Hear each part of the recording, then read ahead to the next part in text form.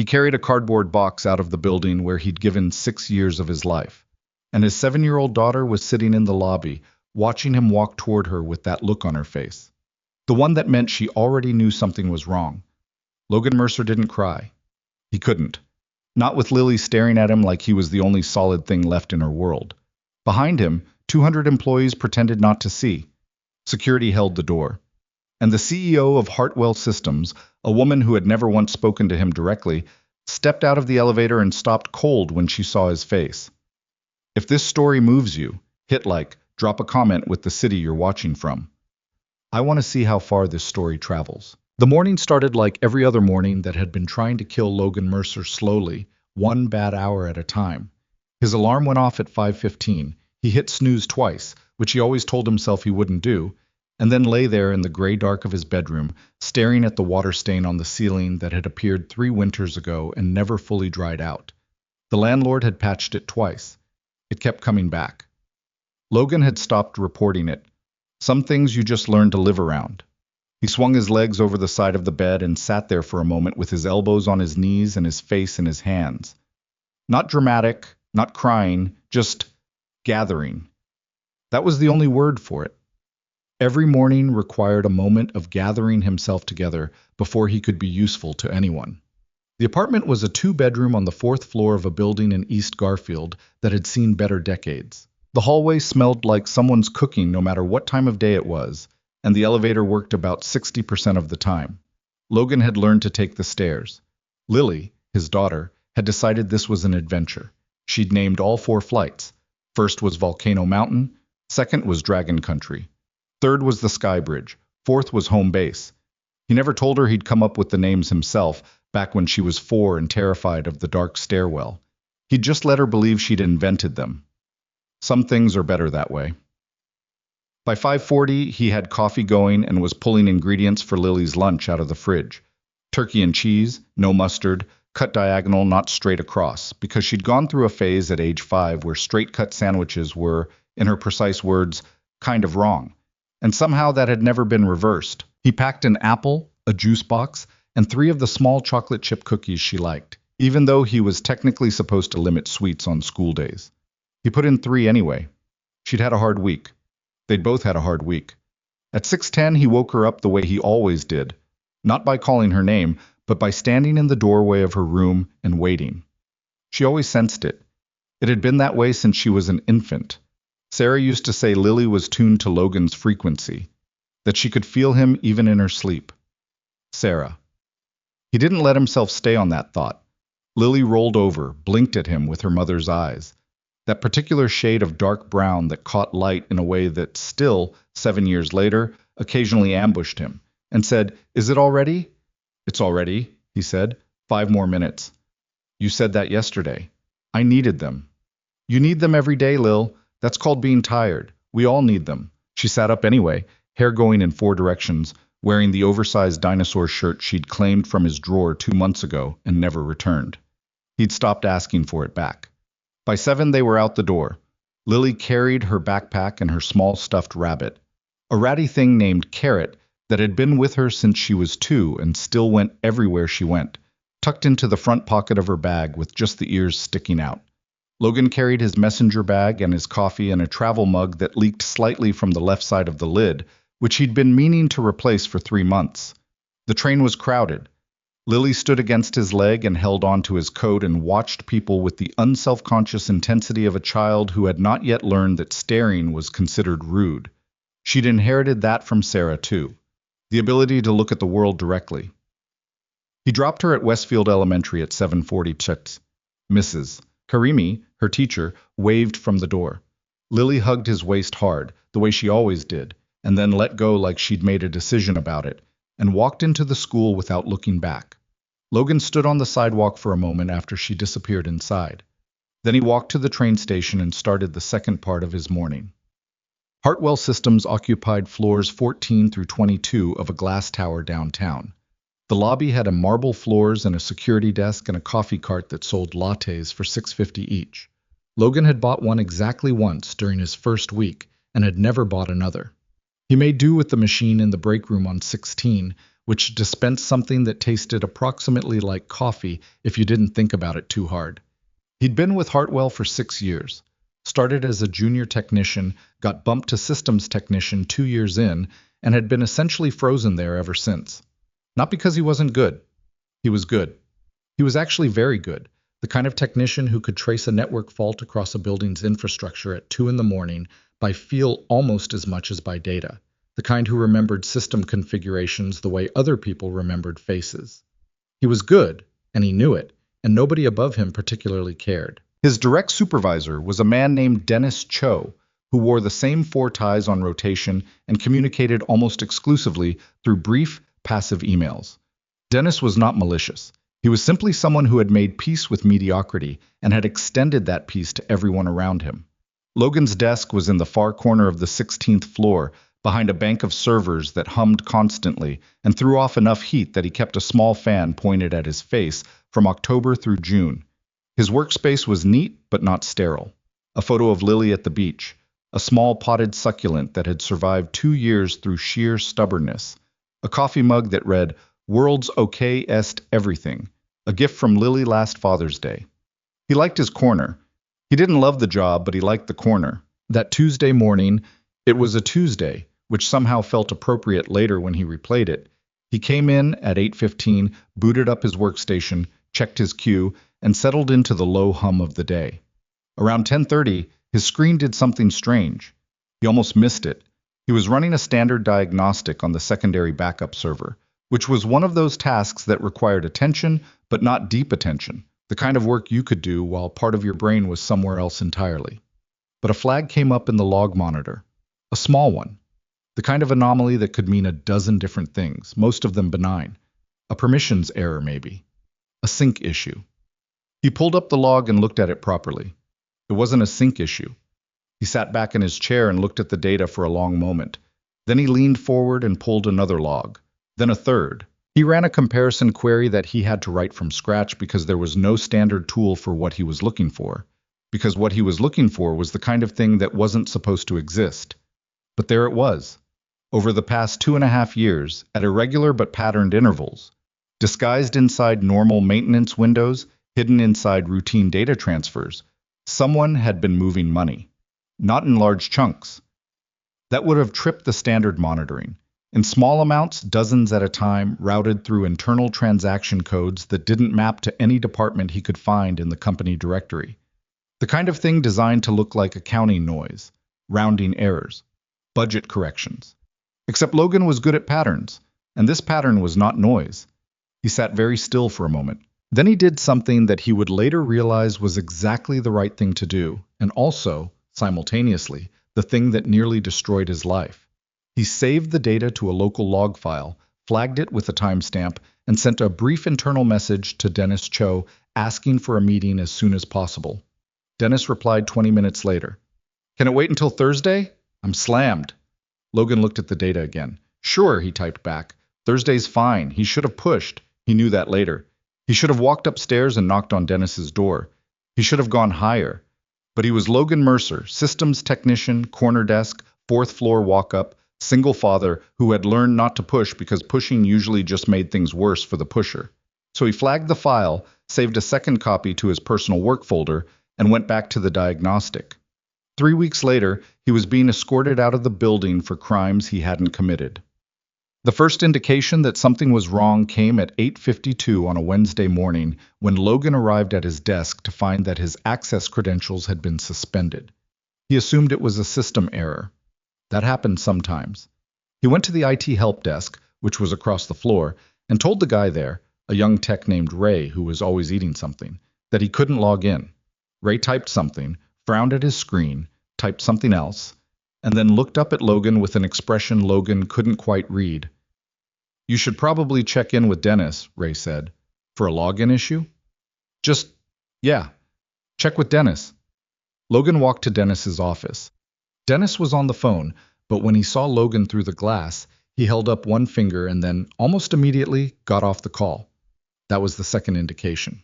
Dennis never got off calls early. "Close the door," Dennis said. Logan closed the door. "There's been an incident," Dennis said.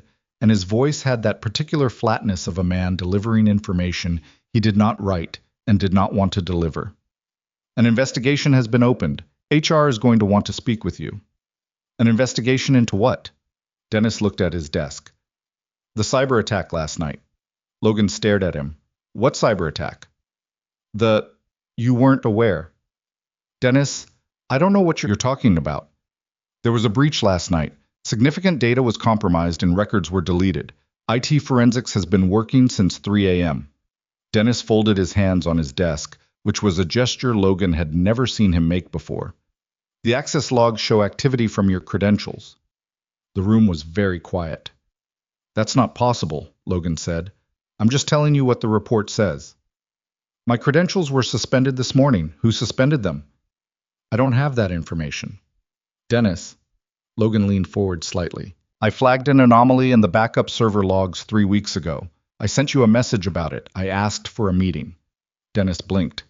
I don't recall. It's in the message system. You replied and said Thursday was better, and then I never heard from you again. Logan felt his voice staying flat only by effort. There was something wrong in the transaction logs. Someone had been moving money. Something moved across Dennis's face. It was fast, and it was gone before Logan could name it. But it was there. HR will want to speak with you, Dennis said again. They're waiting on 22. The HR meeting lasted 41 minutes. There were 3 people in the room, a woman named Patricia Holt, who was head of human resources and who had met Logan exactly once before at a company orientation, a man from legal named Brennan, who said very little but wrote a great deal, and a man Logan didn't recognize who was introduced only as a representative from IT security. They showed him the access logs, his credentials, his employee ID, timestamps between midnight and 4 a.m. showing access to exactly the servers and exactly the records he'd flagged 3 weeks earlier. He told them it wasn't him. He told them about the anomaly. He told them about the message to Dennis. He told them to pull the message thread. Patricia Holt nodded at everything he said and wrote nothing down. Do you have a copy of the anomalous data you mentioned? She asked. I saved it to my work folder. That folder has been deleted, the IT security man said. His voice was even and not particularly interested. Along with several others as part of the cleanup following the breach. I want to speak to someone above Dennis, Logan said. I want to speak to the CTO. The CTO is currently in meetings related to the breach, Brennan said without looking up. Then I'll wait. Mr. Mercer. Patricia Holt set her pen down. Based on the evidence that has been presented to us this morning, Hartwell Systems is terminating your employment effective immediately. We understand you may wish to dispute this finding, and you are of course within your rights to— I didn't do this. His voice came out louder than he meant it to, not shouting, but loud enough that Brennan finally looked up. Someone is framing me. The anomaly I found 3 weeks ago. Someone found out I found it, and they did this to cover themselves. I'm telling you, if you look at those records carefully, the records you're referring to have been compromised, Patricia said. That's the nature of the breach. That's convenient. Nobody said anything. Logan sat back in his chair and breathed. He thought about Lily. He thought about the lease coming up in February. He thought about the way Dennis's face had moved when Logan mentioned the transaction logs. Am I going to be arrested? He asked. That's not a determination for Hartwell to make. Federal investigators may be in touch. Patricia Holt stood up. Security will escort you to collect your personal items. Please leave your badge and your access card with the officer at the lobby desk. Logan was given a cardboard box. The 16th floor was not empty. It was not even quiet. The morning had fully begun, and the open plan section beyond the server wall was humming with the ordinary noise of a company in crisis management mode. People on phones, people huddled over screens, people walking fast between desks, with the focused distraction of those who have a crisis to manage and are grateful the crisis belongs to someone else. When Logan walked out of the stairwell with his cardboard box and the security officer behind him, the noise didn't stop. Nobody shouted. Nobody pointed. But the awareness radiated outward from him like heat, and one by one, people noticed. Conversations didn't end. They shifted. People turned at their desks in the way that people do when they want to look, but don't want to be seen looking. Logan walked straight to his desk. His monitor was dark. The coffee mug was where he'd left it this morning, handle facing right. The succulent on the corner of the shelf. The photo of Lily at the beach, in the plastic frame he'd bought at a drugstore 2 years ago. He picked these things up and put them in the box. He did not look at anyone. He did not move fast or slow. Ray from the IT desk walked past and then stopped and came back. He stood near Logan's desk, but not too near. "Hey man," Ray said. His voice was low. "I didn't know they were going to—" "It's fine, Ray. I really didn't. They just told me to flag your credentials and I— It's fine." Logan put the succulent in the box. "It's not your fault." Ray stood there for another moment, and then someone called his name from across the floor, and he went. Nobody else came. Logan picked up the box. He looked at his desk for a moment. The small fan, the empty coffee mug ring on the edge of the particle board, the Velcro cable ties he'd bought himself because the company didn't stock them, and loose cables drove him insane. He left all of it. He took the box and he walked toward the elevator. People watched him go. He pressed the button. He waited. He looked at the floor numbers, counting down. Lily was in the lobby. He'd forgotten, for about 30 seconds, that it was a half day at school, that he'd arranged with the after-school program to drop her at his office at noon, and that Patricia Holt's meeting had run long and Lily had apparently been sitting in the lobby chairs for 15 minutes by the time Logan stepped out of the elevator. She was in the blue plastic chair near the coffee cart, her backpack on her lap, and Carrot the rabbit tucked in the front pocket. She was watching the lobby doors with the patient, wide-eyed focus of a child who was used to waiting. She'd learned to be very good at waiting. When she saw him, her face opened up completely, the way it always did, and then, within 1 or 2 seconds, it changed. Because Lily was 7, but Lily was also her mother's daughter, and she could read faces the way other people read words on a page. She looked at his face. She looked at the cardboard box. "Dad," she said. "Hey, Bug." He crossed the lobby to her. He kept his voice even. "You beat me down here." "Mrs. Karimi's aide walked me over. She said you were running late." Lily looked at the box again. "What's in the box?" "Just some stuff from my desk." "Why do you have your desk stuff?" "Come on." He held out his free hand. "Let's go get something to eat." "Dad?" She didn't take his hand. "What happened?" He looked down at her. She was looking up at him with those eyes and that expression, and he thought, I can't lie to her. He'd never been able to lie to her. Not really. Not anything that held up for longer than about 45 seconds. "I lost my job today," he said. "It's complicated, but I didn't do anything wrong, and I'm going to figure it out." Lily stared at him. "Okay," she said finally. "Okay?" "I know you didn't do anything wrong." She said it the way she might say the sky was blue. Obvious. Settled.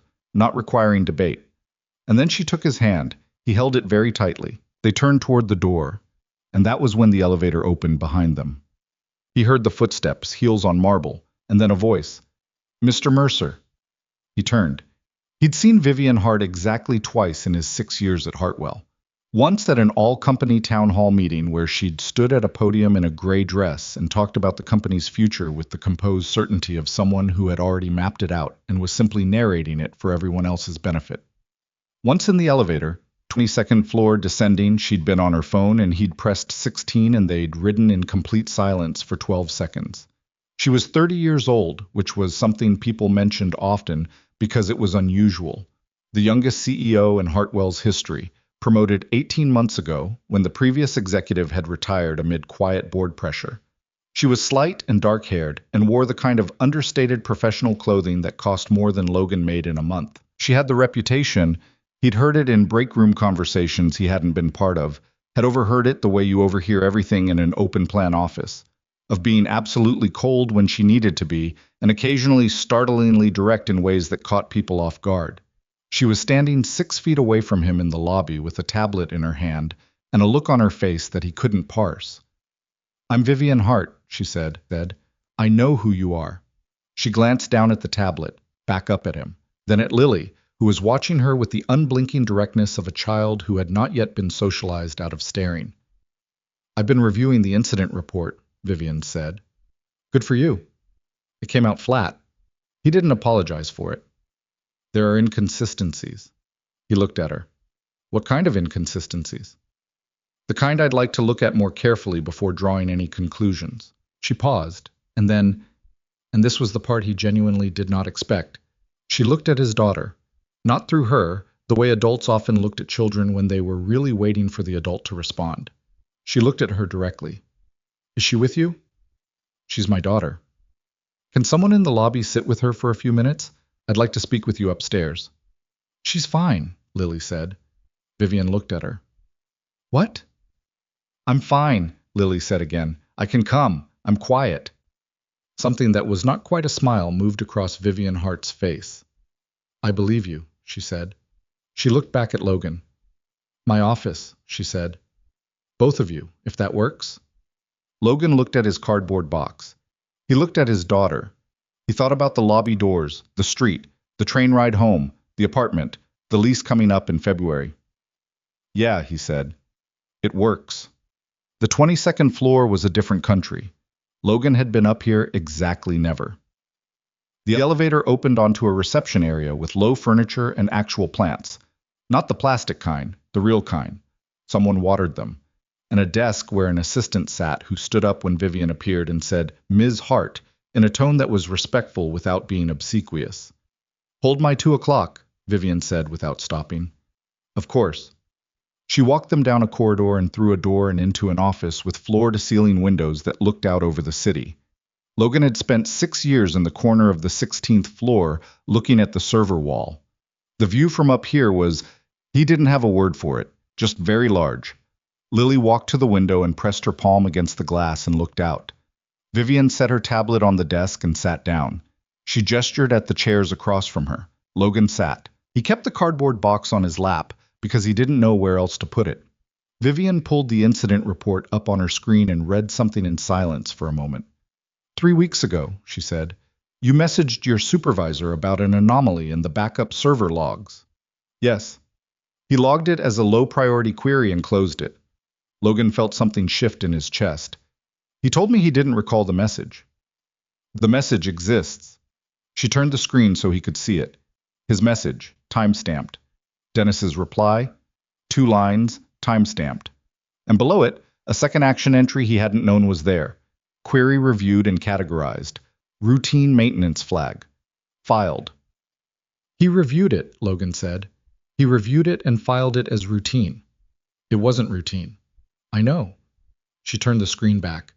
I spent the last 2 hours pulling every thread I could access in the time available. The access logs that show your credentials active last night. The timestamps are clean, which under normal circumstances would be definitive. She paused. But the system shows your credentials were accessed from 2 locations simultaneously for a 13-minute window. That's physically impossible. Logan stared at her. Someone had a copy of your access credentials, she said. The air in the room was very still. I told them, Logan said, and he was aware that his voice had gone quiet in a way that was different from calm. In the HR meeting, I told them to look at those logs. I know. They weren't interested. No, she said. They weren't. And there was something in her voice when she said it. Not quite an apology, but a weight. Like she understood exactly what that meant. From the window, Lily had turned around and was watching them. She had Carrot in her arms, held against her chest, and she was watching the conversation with those dark eyes and that patient expression. Dad, she said. Yeah, Bug. She believes you, Lily said. It wasn't a question. Logan looked at Vivian Hart across the desk. Vivian was looking at Lily with that expression that wasn't quite a smile. Yeah, Logan said. I think she does. Logan, the meeting lasted an hour and 40 minutes. Vivian asked him questions that were specific and technical and that nobody from HR had asked, about the anomaly he'd found, about the transaction codes, about the pattern he'd identified in the logs. She had a yellow legal pad on the desk, and she wrote things down with a regular ballpoint pen, not whatever expensive pen CEOs were supposed to use, and she crossed things out and circled things and drew lines between them. She was not what he'd expected. She was precise, and she was fast, and she did not perform patience. She either had it or she didn't, and when she didn't, she moved on without apology. At one point, Logan said, You know, I tried to tell Dennis 3 weeks ago, and he heard how it sounded coming out, defensive, almost whining, and he stopped. Vivian looked up from the legal pad. I know you did, she said simply, and kept writing. Around the 90-minute mark, Lily had fallen asleep in the chair next to Logan, her head tipped against his shoulder and carrot clutched loosely in her hand. Logan had draped his jacket over her without really thinking about it. Vivian noticed. She glanced at the sleeping child and then back at the legal pad and didn't say anything. When they'd gone through everything Logan could remember, Vivian sat back and looked at what she'd written. She was quiet for a moment. The city stretched out behind her, enormous and indifferent and beautiful in the afternoon light. "This is going to get complicated," she said finally. "More complicated than being fired for a crime someone else committed?" "Yes." She looked at him directly. "Because if what you found 3 weeks ago is what I think it is, the people who set you up aren't outside the company." The weight of that landed. "The board," Logan said. She didn't confirm it. She didn't deny it. She just looked at him with that steady, careful look. "I need time," she said. "I need to pull records you no longer have access to. I need to do it quietly, because if whoever orchestrated this realizes I'm looking—" She stopped. "I need you to stay available. Don't talk to the media. Don't talk to anyone internally. And don't disappear." "I have a 7-year-old in an apartment lease," Logan said. "I'm not going anywhere." He looked at Lily, asleep against his shoulder. He thought about the succulent in the cardboard box, about the water stain on his bedroom ceiling, about Sarah, who used to say that Lily was tuned to his frequency. "Mr. Mercer," Vivian said. He looked up. "I'm going to find out what happened." Her voice was quiet, but there was nothing soft in it. "I don't know how long it's going to take, but I want you to understand that I'm not telling you that to make you feel better." He believed her. I wasn't sure why. She was a stranger, technically, a person he'd seen twice in 6 years, but he believed her. "Logan," he said. "What?" "Mr. Mercer is my father. I'm Logan." She considered this. "Vivian," she said. He nodded. Outside, the city was doing what it always did, moving, turning, churning through the afternoon. In the lobby downstairs, the marble floors were still cold, and the coffee cart was still selling 6.50 lattes, and the plastic chairs near the door were empty now. Logan sat in a CEO's office on the 22nd floor with his sleeping daughter against his shoulder and his cardboard box on the floor beside his feet, and he thought, "This morning I came in to work like every other morning." He thought about the flag in the log monitor, the pattern in the transaction data, the way Dennis's face had moved. He thought, "Someone knew I was looking." He thought, "And they moved first." Lily stirred against his shoulder and made a small sound and didn't wake up. He put his hand on her arm, just for a second. Whatever happened next, however complicated it was going to get, however far down this was going to go, he was not going to let them make him disappear. He had promised himself that on the sidewalk outside Westfield Elementary this morning, watching his daughter walk into school without looking back. He wasn't going anywhere. Vivian Hart did not sleep that night. That was not unusual. She'd been sleeping badly for months, the particular insomniac pattern of someone whose brain refused to stop processing the moment external demands were removed. She'd tried the usual things. The no screens rule, the melatonin, the white noise app. Her assistant had recommended with the sort of careful casualness that meant she'd been visibly exhausted in meetings. None of it held. She'd lie down and her mind would simply continue, running queries on whatever problem had been left unresolved, like a system that didn't know how to idle. But that night was different. That night she sat at the desk in her home office, a spare room in her condo that had bookshelves on 3 walls and a desk she'd bought used from an estate sale because she liked the weight of it, the way solid wood didn't move when you leaned into it, and she worked, not restlessly, with direction. She'd sent Logan home with her personal cell number written on a post-it from her legal pad, which was not a thing she did. She told him she would be in touch. She'd meant it. Now she spread everything she could access across her second monitor and started from the beginning. The incident report was first. She read it carefully, the way she'd learned to read things that had been written by people with a conclusion already in mind, looking not just at what was said, but at the shape of what was left out. The forensic summary was confident to the point of being incurious, which bothered her. When a security investigation produced results that clean and that fast, one of 2 things was true. Either the case genuinely was open and shut, or someone had worked very hard to make it look that way. The dual location credential flag she'd found that afternoon was still there when she pulled the raw logs. A 13-minute window, 2 access points, simultaneous. IT forensics had not mentioned it in the report. She wrote that down. Then she went back further, 3 weeks back, to the date on Logan's message to Dennis Cho. She pulled Dennis's inbox logs. She had executive access to all internal communications, a fact that most employees forgot about and that she rarely used, and found the message thread exactly as Logan had described it. His flag, Dennis's reply, and then the additional entry she'd shown Logan. Query reviewed and categorized. Routine maintenance flag. Filed. Except that when she looked at the metadata on that entry, she found something that hadn't been visible on the surface. The categorization had been added to Dennis's action log remotely. Not from Dennis's workstation, from an IP address that belonged to a terminal on the 21st floor. The 21st floor was executive suites. Vivian sat with that for a moment, very still. Then she started pulling transaction logs. It took her 4 hours to find the shape of it, and even then she was only seeing the edges. The amounts were small by design. She could tell that immediately, could recognize the architecture of it, the way you recognize the handwriting of someone you'd studied. Whoever had built this system had been patient and meticulous. The transfers were embedded in legitimate operational costs, hidden inside budget line items that had innocuous names and that, individually, would trigger nothing. Supply chain adjustments, infrastructure licensing, external consulting fees paid to firms that, when she cross-referenced against the company's official vendor registry, did not appear. She wrote down the names of the consulting firms, 7 of them, over 2.5 years.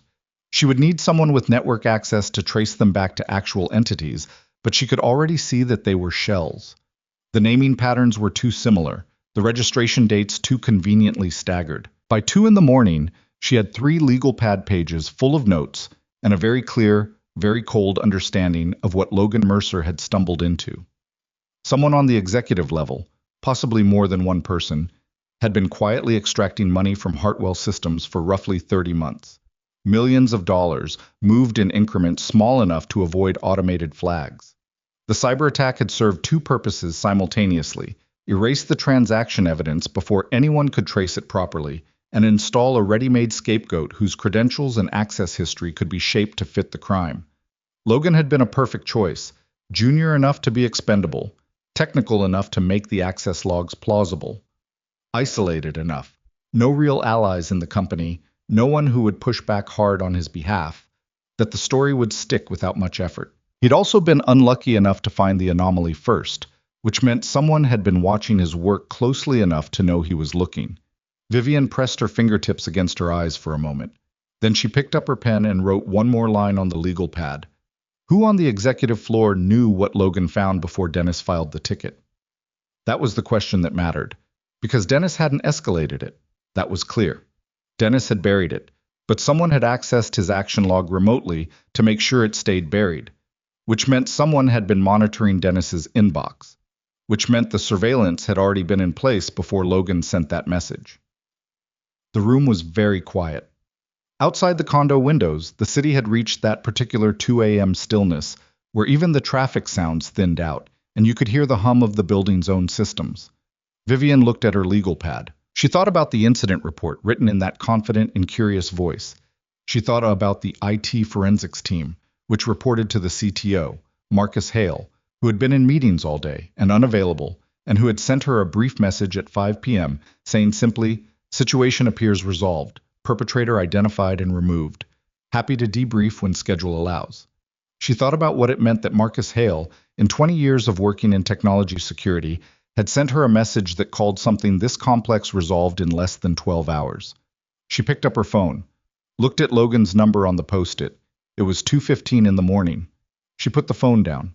She'd wait until she had more. Logan did not sleep either, but for different reasons. He lay in the dark in his apartment and stared at the water stain on the ceiling and ran calculations. He did this the way he did most things, not dramatically, not spiraling, but methodically, the way you approach a system problem. Start with what's known. Map the variables. Identify the points of failure. Known. He'd been fired. His credentials had been used in an attack he hadn't committed. The transaction anomaly he'd found had been buried by Dennis and then scrubbed from his work folder. The HR meeting had moved with a speed and certainty that, in retrospect, suggested it had been prepared in advance. Variable. Vivian Hart. He turned that one over for a while. She'd shown him the dual location flag. She'd written 4 pages of notes. She'd given him her cell number. None of those were things a CEO did for a fired technician if she was simply doing due diligence. She'd seemed genuinely, not angry, exactly, but something, like someone who had been handed information that reframed a picture she thought she understood and was now recalibrating quickly. He didn't know if he trusted her. That was the honest answer. He'd met her for the first time today. She was his former employer. She ran a company that had just publicly accused him of a federal crime. He'd be an idiot to hand her his complete trust based on one afternoon in a glass office. But she'd believed him about the credential flag. She'd found it herself. That wasn't nothing. He heard Lily cough once from the other room, the soft, sleepy cough of a child shifting in her sleep. He tracked it for a moment. It didn't repeat. She was fine. He thought about what Vivian had said. If what you found is what I think it is, the people who set you up aren't outside the company. The way she'd stopped herself. The careful way she'd not said the word bored. He'd been awake for most of the night by the time his phone lit up at 6:47 with a message from a number he'd already saved under simply VH. Can you meet this morning? 8 a.m. Not the office. There's a coffee place called Sable and Rye on Meridian, 2 blocks east of the tower. Come alone if possible. He looked at the message for a moment. Then he typed back, I'll be there. Sable and Rye was a narrow place with exposed brick and small tables, and the kind of ambient noise, espresso machines, low music, the overlap of a dozen conversations, that made it difficult to eavesdrop on any individual one. Logan arrived at 7:58 and found Vivian already there, at a table in the back corner with her back to the wall and a coffee in front of her and her coat still on. She looked like she hadn't slept. He probably looked the same. He sat down across from her without saying anything. A server came and he ordered a black coffee. I have 3 legal pads full of notes, Vivian said. Not hello, not how are you, just here's where we are. He appreciated that. What did you find? More than I wanted to. She wrapped her hands around her own cup. The transfers you flagged, I was able to find the skeleton of the scheme even without the scrubbed records. 7 vendor accounts that don't exist in our official registry. Payments going back approximately 30 months. The total, based on what I can see, is somewhere between $4 and $7 million. I can't be more precise without full access to the deleted records. Logan absorbed this. 4 to 7 million. The cyber attack was to erase those records permanently. Yes, and it almost worked. She looked at him steadily. The access logs for the attack showed your credentials because someone had a copy of them. But there was a 13-minute window where your credentials were active at 2 separate access points simultaneously, and that flag was not included in the forensics report. You're saying the forensics team missed it, I'm saying it wasn't missed, she said. I'm saying it was omitted. The coffee shop noise moved around them. Someone laughed at the table near the door. An espresso machine screamed and went quiet. The forensics team reports to Marcus Hale, Logan said. He watched her face. She didn't flinch, but something behind her eyes confirmed it. Tell me about Marcus, he said. Vivian looked at her cup. He's been CTO for 9 years. Before I was appointed, he was considered the internal favorite to be CEO. He had a significant coalition on the board. She paused. When I was appointed instead, he adapted professionally. He was cooperative. He never made it awkward. But he controls technology infrastructure. He controls IT security. He controls the team that wrote the forensics report. She said it quietly, like she was still making herself believe it. And the remote access to Dennis's action log, the entry that buried your maintenance ticket, came from a terminal on the 21st floor, the executive suites. Marcus's office is on 21. Logan let that sit for a moment. One person doesn't move $7 million through a system this complex without at least 1 or 2 other people involved. No, she agreed. He doesn't. Do you know who else? She hesitated. That hesitation told him something. I have 2 other names I'm not ready to say yet. I need more before I'm willing to point at a board member without being certain. He nodded. He understood that. She wasn't being evasive. She was being careful, which was different. His coffee arrived. He drank it. What do we do? He asked. I need the deleted records, or enough of them to rebuild the transaction trail. She leaned forward slightly. You said you saved a copy to your personal work folder before the breach. That folder was wiped. But local log files on the backup server, the ones you were running diagnostics on when you found the anomaly, those logs are written to a physical drive before they're synced to the cloud backup. If the attack hit the cloud backup but not the physical server, some of those logs might still exist on the hardware. Logan went still. He was thinking. The secondary backup server. It's on 16 in the physical server room, locked access, which you no longer have. No. He thought for another moment. But the log files I generated during the diagnostic, I wrote a custom query to run them. That query script would be saved locally on the server. If the script is still there, and the physical drive logs are still there, can you retrieve them without access? I can't walk into the building, they'll have flagged my photo. But he stopped. He was seeing something in the architecture of the system, the way he'd been seeing system problems since he was 19 years old. The secondary backup server has a maintenance port, external access for hardware diagnostics. It's supposed to be closed when not in use, but it runs on a separate authentication path from the main credential system. If my main credentials are suspended, the maintenance port wouldn't necessarily be locked to me. Vivian stared at him. Can you access it remotely? Maybe. If no one's changed the maintenance authentication since I last used it, and if no one's thought to close the port manually, it's not a well-known access path. It's the kind of thing a systems technician knows, and a forensics team focused on the main breach might not think to check. How long would it take? To know if it's possible? An hour? Maybe less. Vivian sat back. She looked at him the way she'd looked at her legal pad the night before, assessing, calculating, measuring the distance between where she was and where she needed to be. I need to tell you something, she said. His coffee mug was halfway to his mouth. He set it down. Last night, around midnight, someone accessed my home network. She said it evenly, too evenly, the way you flatten your voice when you're keeping something larger underneath it. It was subtle. It might have been routine malicious traffic, the kind that happens 100 times a day. But the timing. You think they know you're looking. I think it's possible someone knows I pulled the incident report and made notes. She looked at the table for a moment. My car this morning, I don't know if I'm being paranoid, but there was a black sedan parked outside my building when I left. It was there when I came home last night. Logan looked at her across the small table. In the morning light of the coffee shop, without the context of the 22nd floor and the city view and the CEO framing, she looked younger, tired, like a person dealing with something that had gotten very large very fast. You should tell someone, he said. Tell who? My head of security reports to Marcus. He hadn't thought about that. The silence was uncomfortable.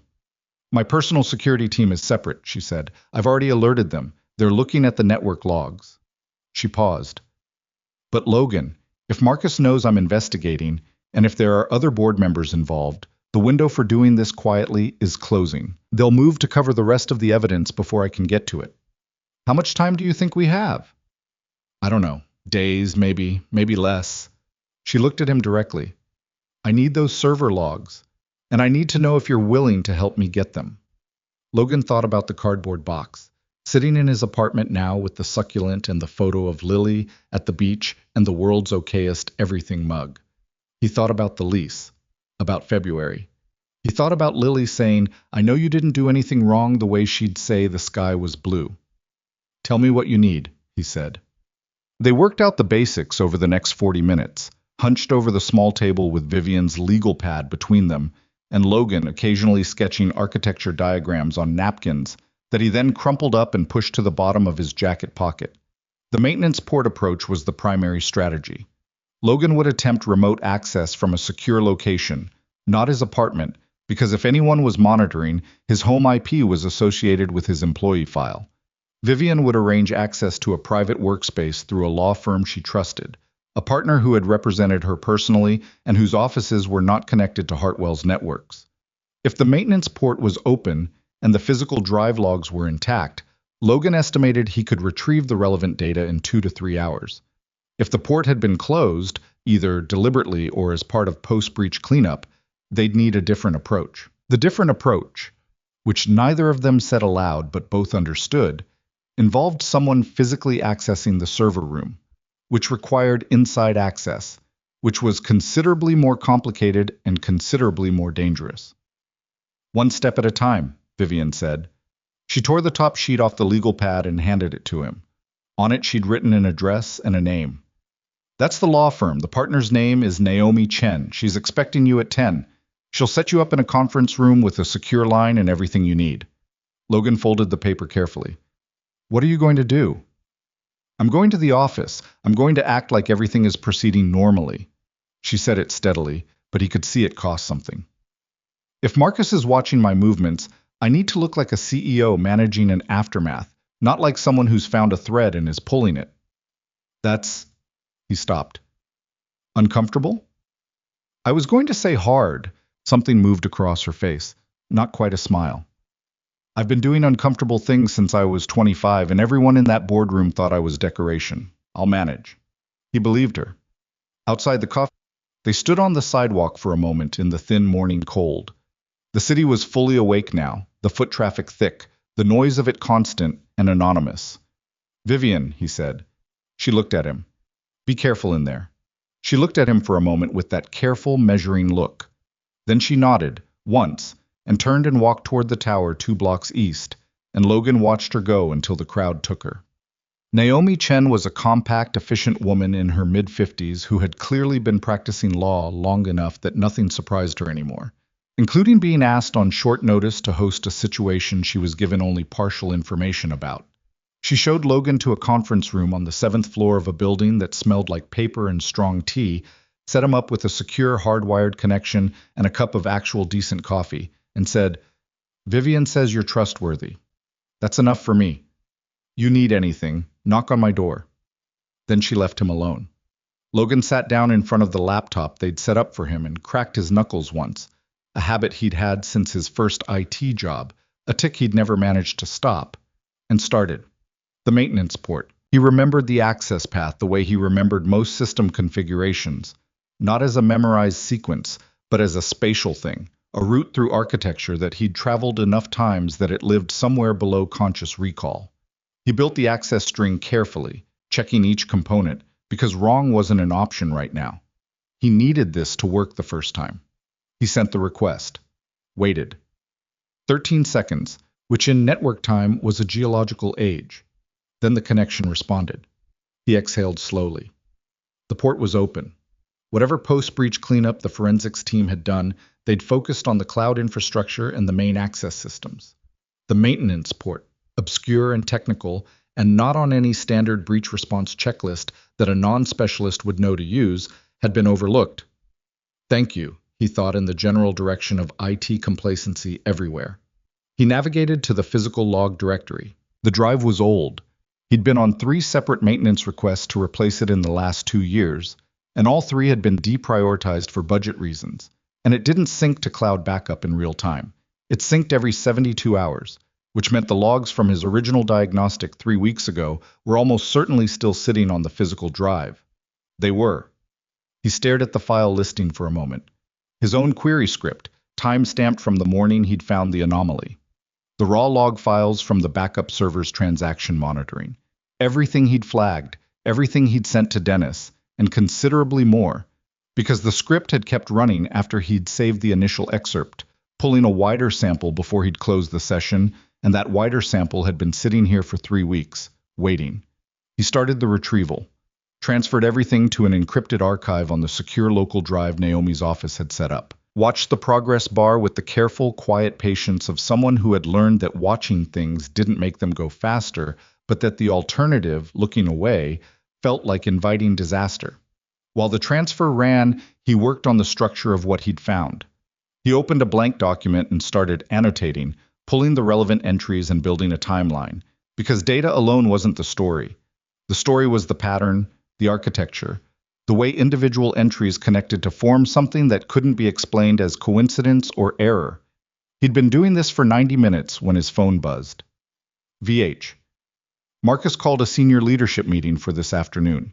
3 p.m. Agenda listed as breach response update and forward planning. It's not on the regular calendar. He scheduled it himself. Logan typed back. How many people in that meeting? VH. 7 senior leaders, CTO, CFO, 3 board members, head of legal, me. He thought about that. Which board members? A pause. VH. Richard Voss. Sandra Park. Thomas Ellery. Logan didn't know those names. He typed, "Are any of those names connected to the vendor accounts you found?" Another pause, longer this time. VH. "I need to check one thing." "Hold on." He held on. The transfer completed. He moved the archive to the secure external drive and started his own analysis, cross-referencing the transaction entries in the log files against the consulting firm names Vivian had sent him in an encrypted message that morning. 3 minutes later, his phone buzzed again. VH.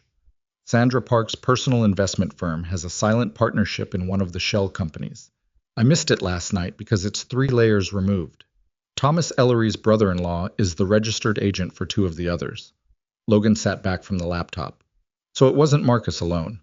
It was Marcus and Park, and likely Ellery.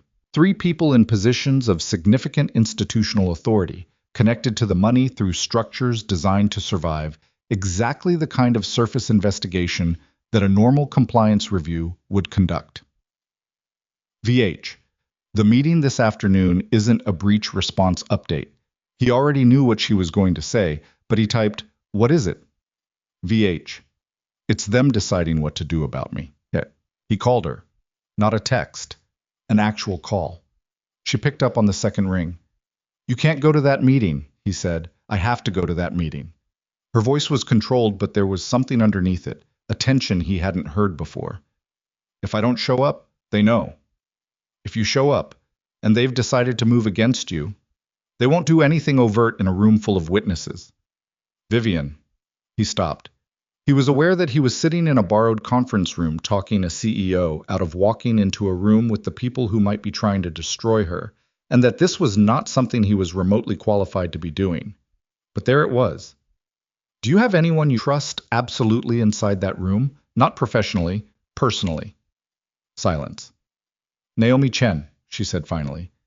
"Naomi's not in the meeting." "No, but she's—" "Logan, what are you thinking?"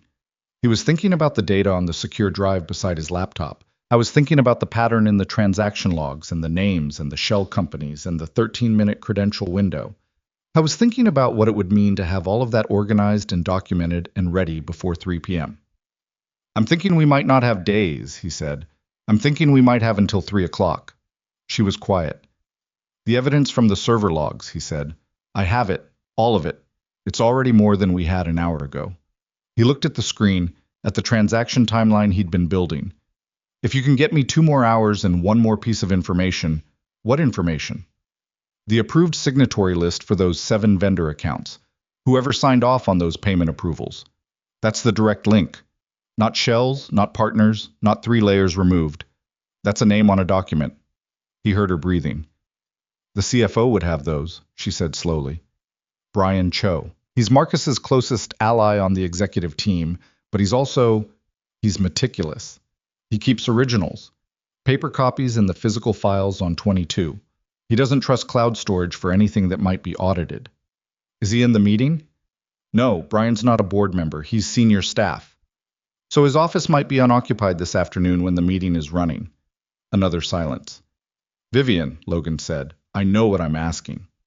You're asking me to walk into Brian Cho's office and take documents. I'm asking you whether you're willing to."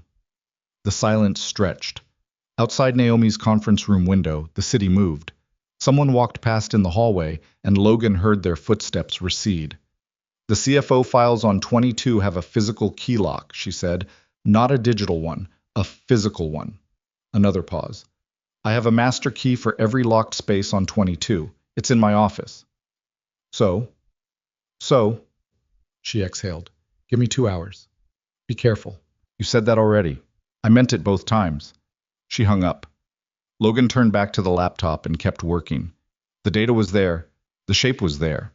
He just needed the signature page, the document that put a specific name on a specific payment, and the picture would be complete enough that walking away from it would require deliberate blindness. He worked. Outside, the city kept going. Somewhere across town, Vivian Hart was riding the elevator back to the 22nd floor of a tower where at least 3 people in positions of power had spent months building a crime and then spent one night building a cage with his name on it. He thought about Lily at the window of this 22nd floor office, her palm against the glass, looking out at the city below. He thought about what she'd said. She believes you. Simple, obvious, not requiring debate. He thought, yeah, she does. Then he went back to work. At 2:17 in the afternoon, his phone buzzed with a photo. It was a document, 2 pages, photographed in what looked like the ambient light of an office window. The header read, Approved Vendor Payment Authorization, Fiscal Operations. There were 7 line items. Each had a dollar amount, a vendor name, a payment date range, and a signature line. All 7 signatures were the same. Marcus Hale, CTO of Hartwell Systems, Logan's former indirect supervisor. The man who had sent Vivian a text saying the situation appeared resolved before the coffee in the break room on 16 had gone cold. Logan stared at the photo. Then he forwarded it to himself through the encrypted channel and added it to the evidence archive. He typed, "Got it." 3 dots appeared. Then, "I'm going into the meeting in 30 minutes. Whatever happens, I need you to know that the evidence we have right now, what's on that drive, is enough for a federal case." He thought about that. What does that mean for the meeting? It means I'm not walking in there empty-handed. He didn't understand immediately. Then he did. "You're going to confront them. I'm going to let them think they're in control of the room." A pause. "Then I'm going to show them they're not." Logan set the phone down on the table. He sat in the borrowed conference room in the law firm that smelled like paper and strong tea, with the evidence drive beside his laptop and the transaction timeline on his screen. And he thought about a CEO walking into a room with 3 people who had stolen millions and framed an innocent man and were currently deciding what to do about her. He thought about the water stain on his ceiling. He thought about Dragon Country and the Sky Bridge and home base. He picked the phone back up. "Don't go in there alone," he typed. The dots appeared. "I'm never alone," she typed back. "I have everything we built today in my hands." He looked at the message for a long time. Then he looked at the evidence archive on the screen. Hours of work, hundreds of log entries, a transaction timeline that told a story no one could reasonably misread. He thought, it has to be enough. He thought, make it enough. Outside the window, the afternoon had turned gray, a flat winter light that pressed down on the city without warmth. 2 hours until the meeting. Logan Mercer, former systems technician, corner desk, cardboard box, 4th floor walk-up, sat forward in his chair and went back to work. The 30 minutes between Vivian's last message and the start of the meeting were the longest Logan had spent sitting still in recent memory, and he had spent a lot of time sitting still in the last 24 hours. He stayed at the conference table in Naomi Chen's office and worked, because working was the only thing that kept the particular kind of dread he was feeling from becoming something he couldn't manage. The dread was specific. It was the dread of someone who had done everything he could do and had now reached the boundary of what was his to control, and what lay beyond that boundary was someone else's courage in a room he couldn't see. He reorganized the evidence archive twice. The transaction timeline was clean and thorough, a chronological map of every fraudulent transfer he'd been able to trace, with the physical log entries as source data and the vendor payment authorization photos as corroboration. 7 shell companies, 30 months, signatures that all resolved back to Marcus Hale. If you laid it out properly, it wasn't a complicated story. It was actually a very simple story dressed in complicated clothes, the way financial crime usually was. Someone with access and authority had taken money that wasn't theirs. And when the architecture of that theft had nearly been exposed by a technician running routine maintenance, they had burned the evidence and handed the ashes to the technician and said, "This is yours." The simplicity of it didn't make Logan less angry. If anything, it made him more so. At 2:48, his phone buzzed. VH. "Going in. Naomi has a copy of everything." He'd insisted on that. An hour earlier, he'd packaged the full evidence archive and walked it down to Naomi Chen's office personally, explained what it was in broad strokes, and asked her to hold it and to call the FBI field office number he'd looked up if she hadn't heard from either him or Vivian by 6 p.m. Naomi had looked at the drive, looked at him, and said, "Vivian doesn't do things halfway. Neither do the people she works with, apparently." He hadn't known what to say to that, so he'd said thank you and gone back to the conference room. Now he typed back, "I know, you have everything you need. Trust what we built." No response. She was in the meeting. Logan set the phone face down on the table and looked at the ceiling of the conference room, which was acoustic tile and completely unremarkable, which was somehow almost offensive given the circumstances.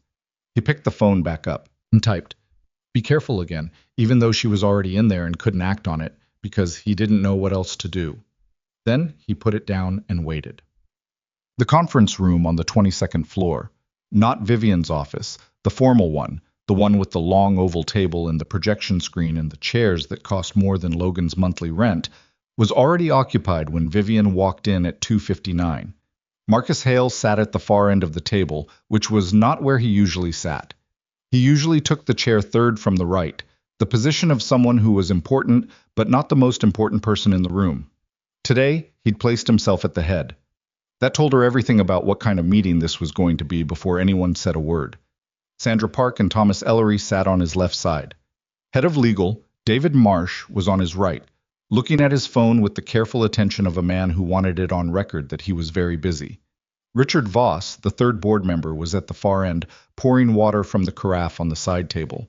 She knew all of these faces. She'd worked with most of them for 18 months. She'd sat in rooms with them and made decisions and argued about strategy, and in a few cases genuinely respected their judgment. She looked at Marcus's face as she took her seat, not at the head, at the side, her usual place, and tried to find in it the thing she'd been looking for since last night, some evidence of the weight of what he'd done. She didn't find it. He looked exactly like Marcus Hale, composed, authoritative, carrying the easy confidence of a man who had been the senior person in every room he'd entered for 20 years. She thought, he really believes he's won already. "Let's get started," Marcus said. The first 15 minutes were almost normal. Marcus ran through the breach summary with the confident efficiency of someone who had rehearsed it, hitting the key points. Incident contained, perpetrator identified and removed, forensics report finalized, PR statement drafted, and pending her approval. He spoke about Logan Mercer the way you'd speak about a bad component in a system. Not with anger, not with drama, but with the cool neutrality of someone for whom the human element was incidental to the technical fact. Vivian listened. She kept her expression measured. She asked one question, about the timeline for the forensics report's external release, and Marcus answered it without hesitation, which told her he'd prepared for that question specifically. Sandra Park spoke next, something about investor communication and the importance of projecting stability. Thomas Ellery nodded along, adding very little. Richard Voss, who Vivian had come to believe in the last few hours was either only peripherally involved or had not yet been read into the full scope of what Marcus and the others had done, sat quietly and said nothing. Then David Marsh, head of legal, said, "There's one additional matter." Vivian looked at him. "I've been made aware," Marsh said, with the careful diction of a lawyer reading from a script he'd written himself, that certain internal communications and system access logs were reviewed outside of normal investigative channels yesterday evening. Specifically, executive communication records and transaction documentation were accessed by someone without proper authorization from the investigative team. Nobody looked at Vivian directly. That was how she knew they were all looking at her. "That's a serious allegation," she said. "It's a serious concern," Marsh said. "The integrity of the investigation depends on evidence not being accessed or potentially altered by parties who may have," he paused, "personal stakes in the outcome." The room was very quiet. Vivian understood what was happening. They'd seen her access the logs. Maybe through network monitoring, maybe through the same surveillance tools that had been watching Logan's maintenance queries. They knew she'd been digging. They didn't know how much she'd found, which was why they were moving this way. Not with direct accusation, but with the implication of impropriety, building a framework in which anything she produced could be characterized as tainted evidence from a compromised source. She was quiet for a moment. Then she said, "You're right. That is a serious concern." Marcus looked at her. Just for a second, something shifted in his face. Uncertainty, maybe. He'd expected pushback. "I want to make sure," she said, "that everything is done correctly. Which is why before this meeting I retained independent legal counsel and delivered a complete copy of everything I found to that counsel's office." She paused. "Independent counsel. Not David, not anyone connected to Hartwell, who will present that material to the appropriate federal authorities if they don't hear from me by end of business today." The silence had a different quality now. "Vivian," Marcus said, and his voice had changed. The rehearsed confidence was still there, but under it something else had appeared, like a different color showing through paint. I think there may be a significant misunderstanding here. Tell me what I've misunderstood, she said. The investigation was thorough. The forensics team, your forensics team, she said, that reports to you. That's standard organizational structure. It's standard organizational structure, she agreed. It's also the reason I found it necessary to look independently, because when a forensics report omits a 13-minute dual location credential flag that physically proves the accused could not have been acting alone or at all, that's not an error. That's a choice. Marcus didn't say anything. Marcus. She kept her voice level. She'd spent the last 2 hours thinking about this moment, and she was not going to rush it. I have the transaction logs from the backup server physical drive. I have 30 months of payment records, 7 shell vendor accounts, and authorization signatures. She let that sit for exactly 2 seconds. Yours. The room did not erupt. That was the strange thing about it. Nobody jumped up. Nobody shouted. There was no dramatic moment of collapse. Instead, there was a particular quality of stillness, the stillness of a system that has just had a critical component fail and hasn't yet begun the cascade. Sandra Park looked at the table. Thomas Ellery looked at Marcus. Richard Voss had gone very still at the far end of the table and was looking at Vivian with an expression that was either shock or the performance of shock, and she couldn't tell which yet. Marcus Hale looked at her. You don't understand what you found, he said. I understand it exactly. These are complex transactions, infrastructure costs, licensing arrangements. There are legitimate explanations for every... Then explain the shell companies. She kept her voice flat. Explain the vendor registration dates. Explain why your signature is on 7 separate payment authorizations to firms that don't appear in any legitimate vendor registry, and why those payments align with precision to the months and amounts in the backup server logs. She tilted her head slightly. Take your time. Marcus looked at her for a long moment. He was calculating. She could almost see it, the rapid reassessment of position, the way someone shifts strategy when a plan is broken in a way they didn't anticipate. Vivian, he said, and his voice had changed again, quieter. You're a 30-year-old CEO with 18 months in the role. You do not fully understand the complexity of this company's financial architecture. I understood it well enough to find $7 million in fraudulent transfers in one night. What you found, he said carefully, is incomplete data that you have interpreted incorrectly. I would strongly advise you to allow the proper authorities, people with the full picture, to review the complete record before making any serious allegations. I'm not making allegations, she said. I'm describing evidence. There's a difference. You'll destroy the company. His voice was very quiet now. You go to the feds with half a story, the investors panic, the stock collapses. 3,000 people lose their jobs. You want that on your record? It was, she had to admit, a reasonable threat. Not morally, but tactically.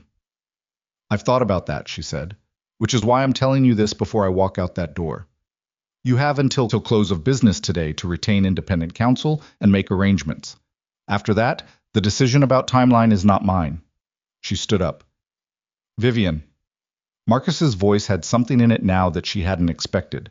Not anger, not calculation, but something almost like disbelief. Like someone who had been certain of a thing for so long that the alternative hadn't felt like a real possibility. You really think this is as simple as you're making it? She picked up her folio from the table. I think simple and complicated are two different things. What you did was complicated. What it was is simple. She walked to the door. Behind her, she heard Thomas Ellery say something low to Marcus, too low to catch. She heard Marcus's chair move. She walked out. She called Logan from the hallway. He picked up before the first ring finished, which told her he'd been holding the phone. I'm out, she said. Are you okay? Yes. She was walking toward her office. She needed to get through her own door before her legs processed what they'd just done. I confronted them, directly. Marcus tried to... She pushed into her office and closed the door and stood with her back against it for a second. It doesn't matter what he tried. I told them I'd already delivered everything to independent counsel. I told them I'd named a deadline. What deadline? Close of business. Vivian, it's 3:22. I know. They have 2.5 hours. I know that too. She crossed to her desk and sat down. Her hands, she noticed, were not shaking. She was mildly surprised by this. Logan, Marcus said something that I need you to think about. He said going to the feds with an incomplete story will panic the investors and collapse the company. He's trying to scare you. He's also not wrong. She kept her voice steady. The evidence we have is strong, but it's not a complete chain. The shell company links to Park and Ellery are indirect.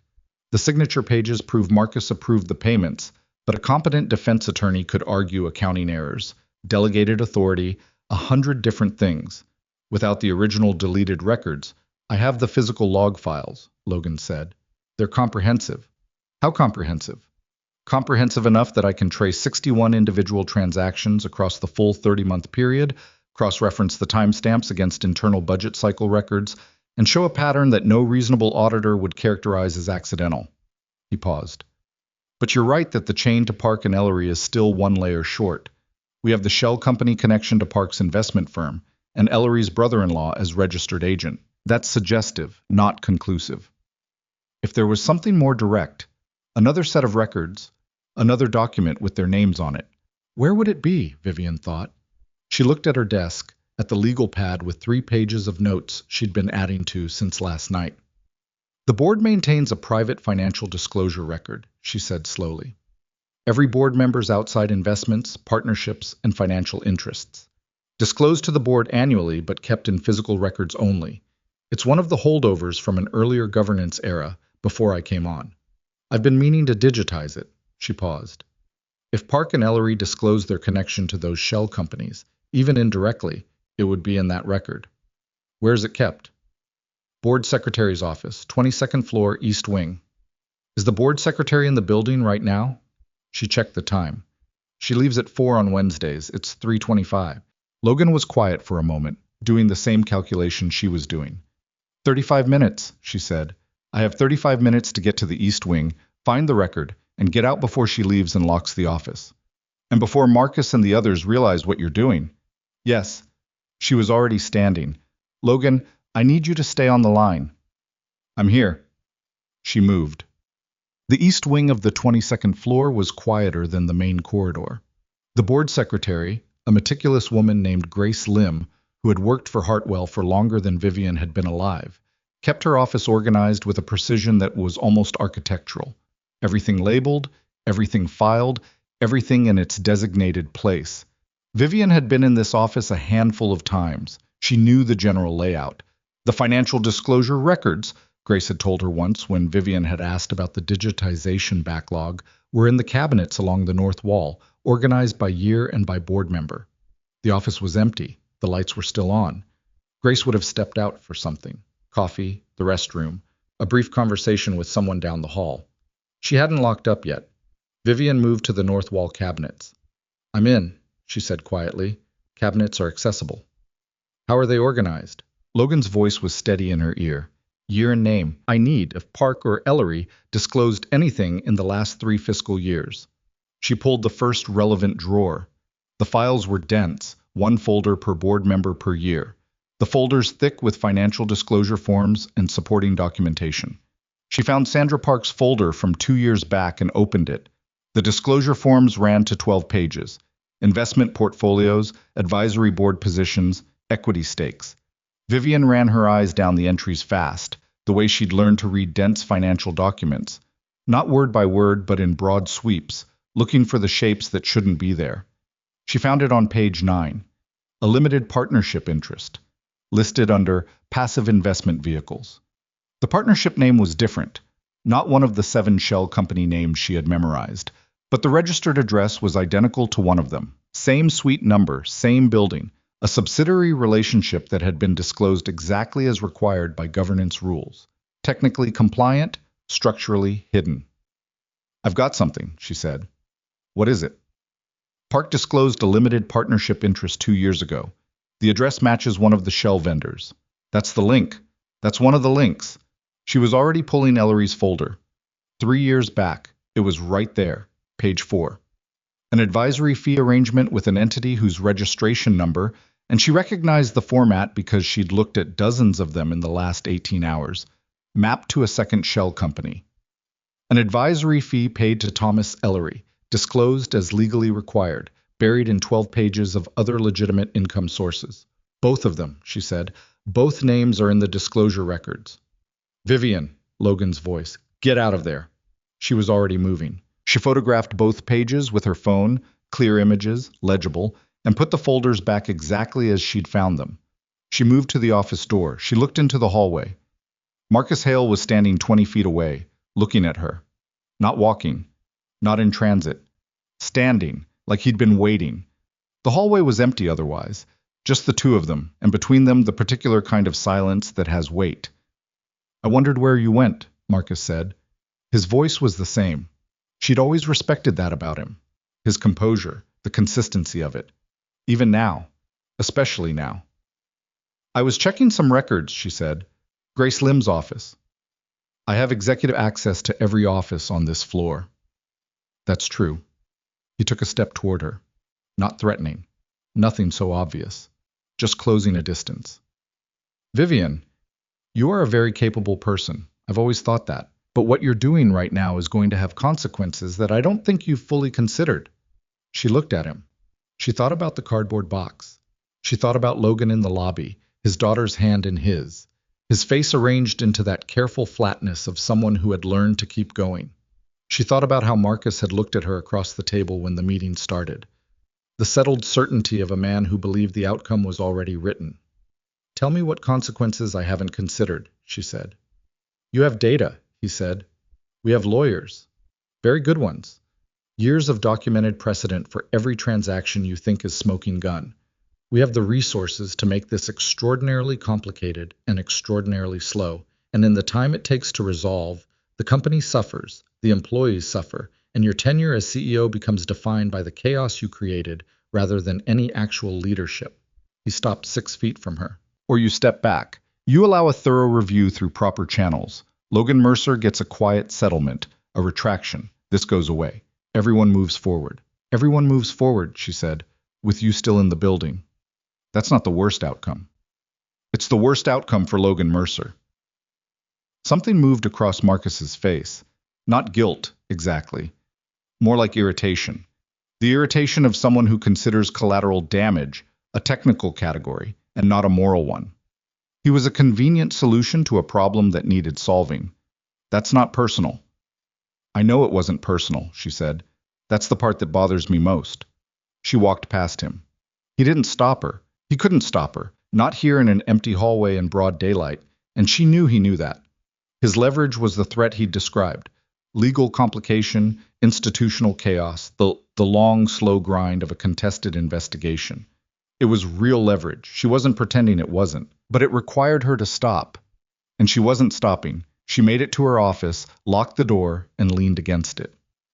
Logan, she said. Her voice came out steadier than she expected. I heard, he said, all of it. He's going to move. Not today. Today he's still assessing, but soon. How soon? Days.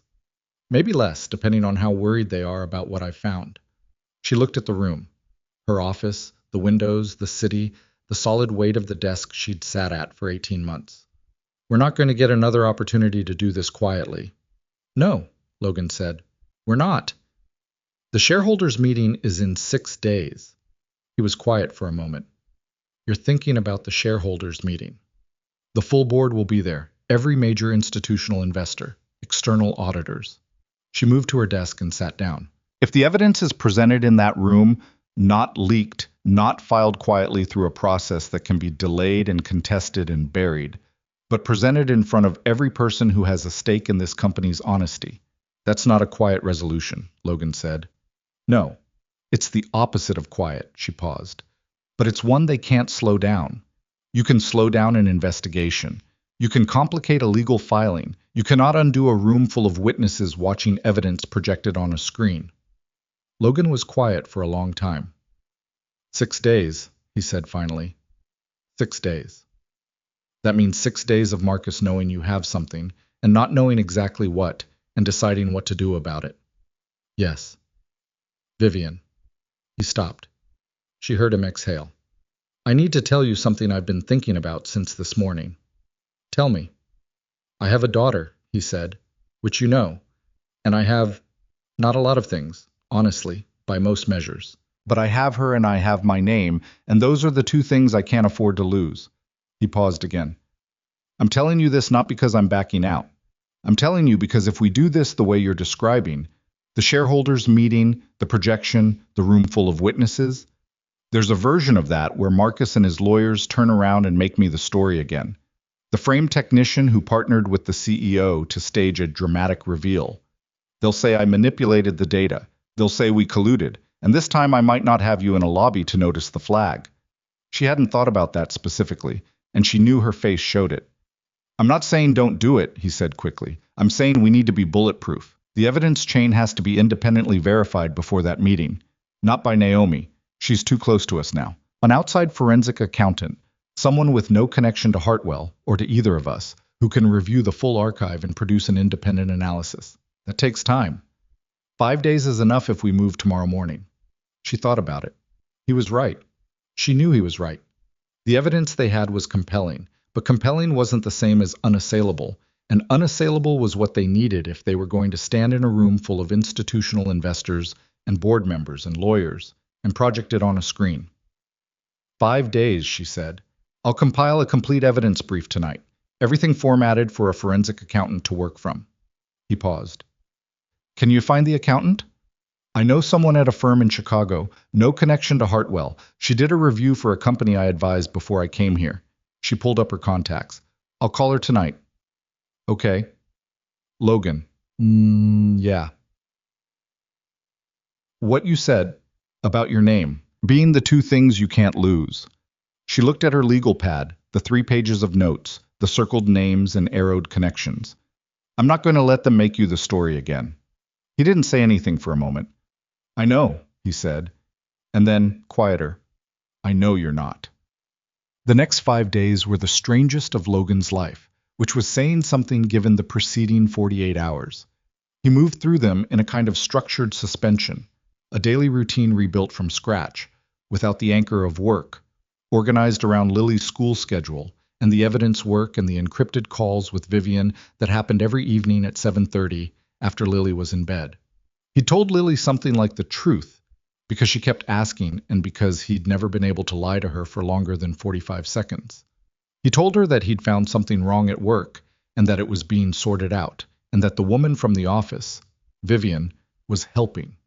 Lily had absorbed this and said, with the preternatural calm of a 7-year-old who had learned early that the world required adjustment, "Is it like when the internet goes out and you have to fix it from the beginning?"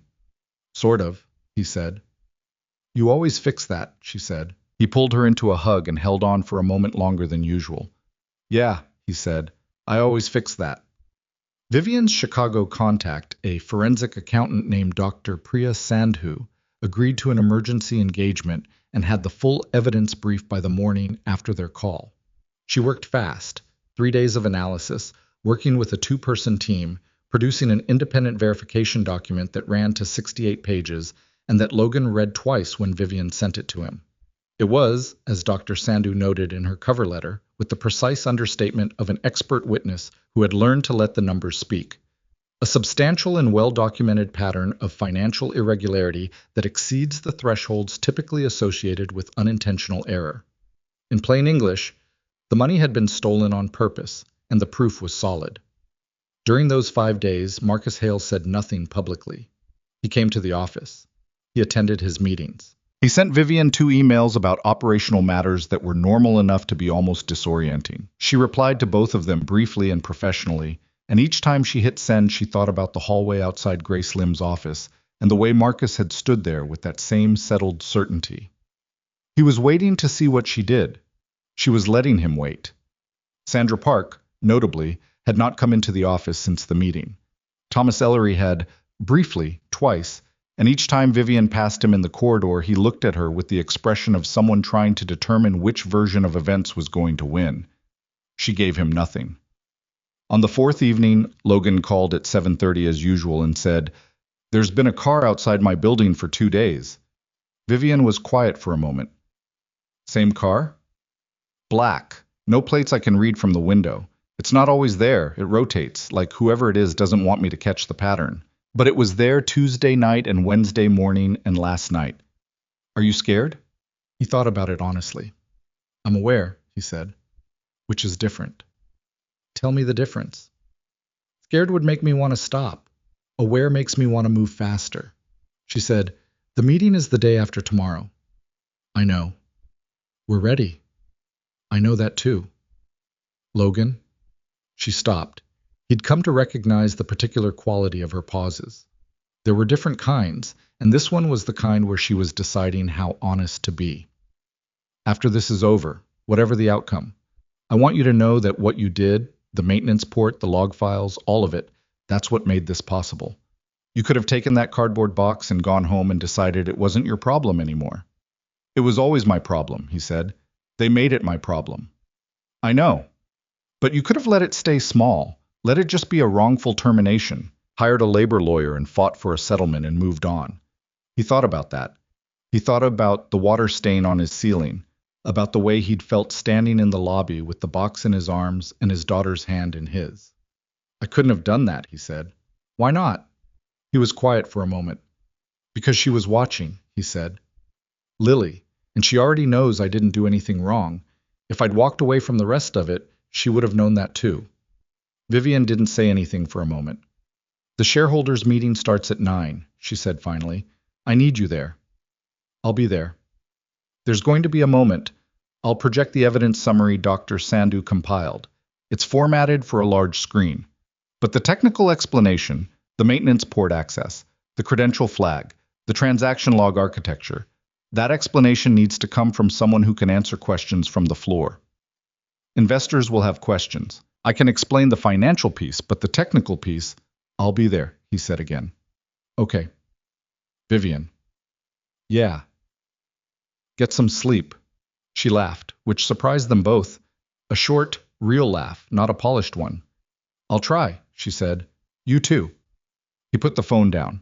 Across the hall, he could hear Lily's white noise machine, the soft, sustained rush of it. He sat in the dark of his living room for a few minutes with the lights off, thinking about nothing in particular, just feeling the shape of the next 36 hours. The car outside was there when he checked the window. Black, parked at the corner. He stood at the window for a moment and looked at it, and it looked back at him, and neither of them moved. He went to bed. He did not sleep particularly well, but he slept. And in the morning he got up at 5:15, made Lily's lunch, turkey and cheese, diagonal cut, 3 chocolate chip cookies, and started the day. The shareholders' meeting was held in the main conference center on the building's ground floor. It had tiered seating and a projection system and a capacity of 312, and by 8:55 every seat was occupied. Logan arrived at 8:40. He wore the best jacket he owned, which was the one he'd worn to Sarah's funeral, and then to exactly 3 job interviews and which still fit, though barely at the shoulders.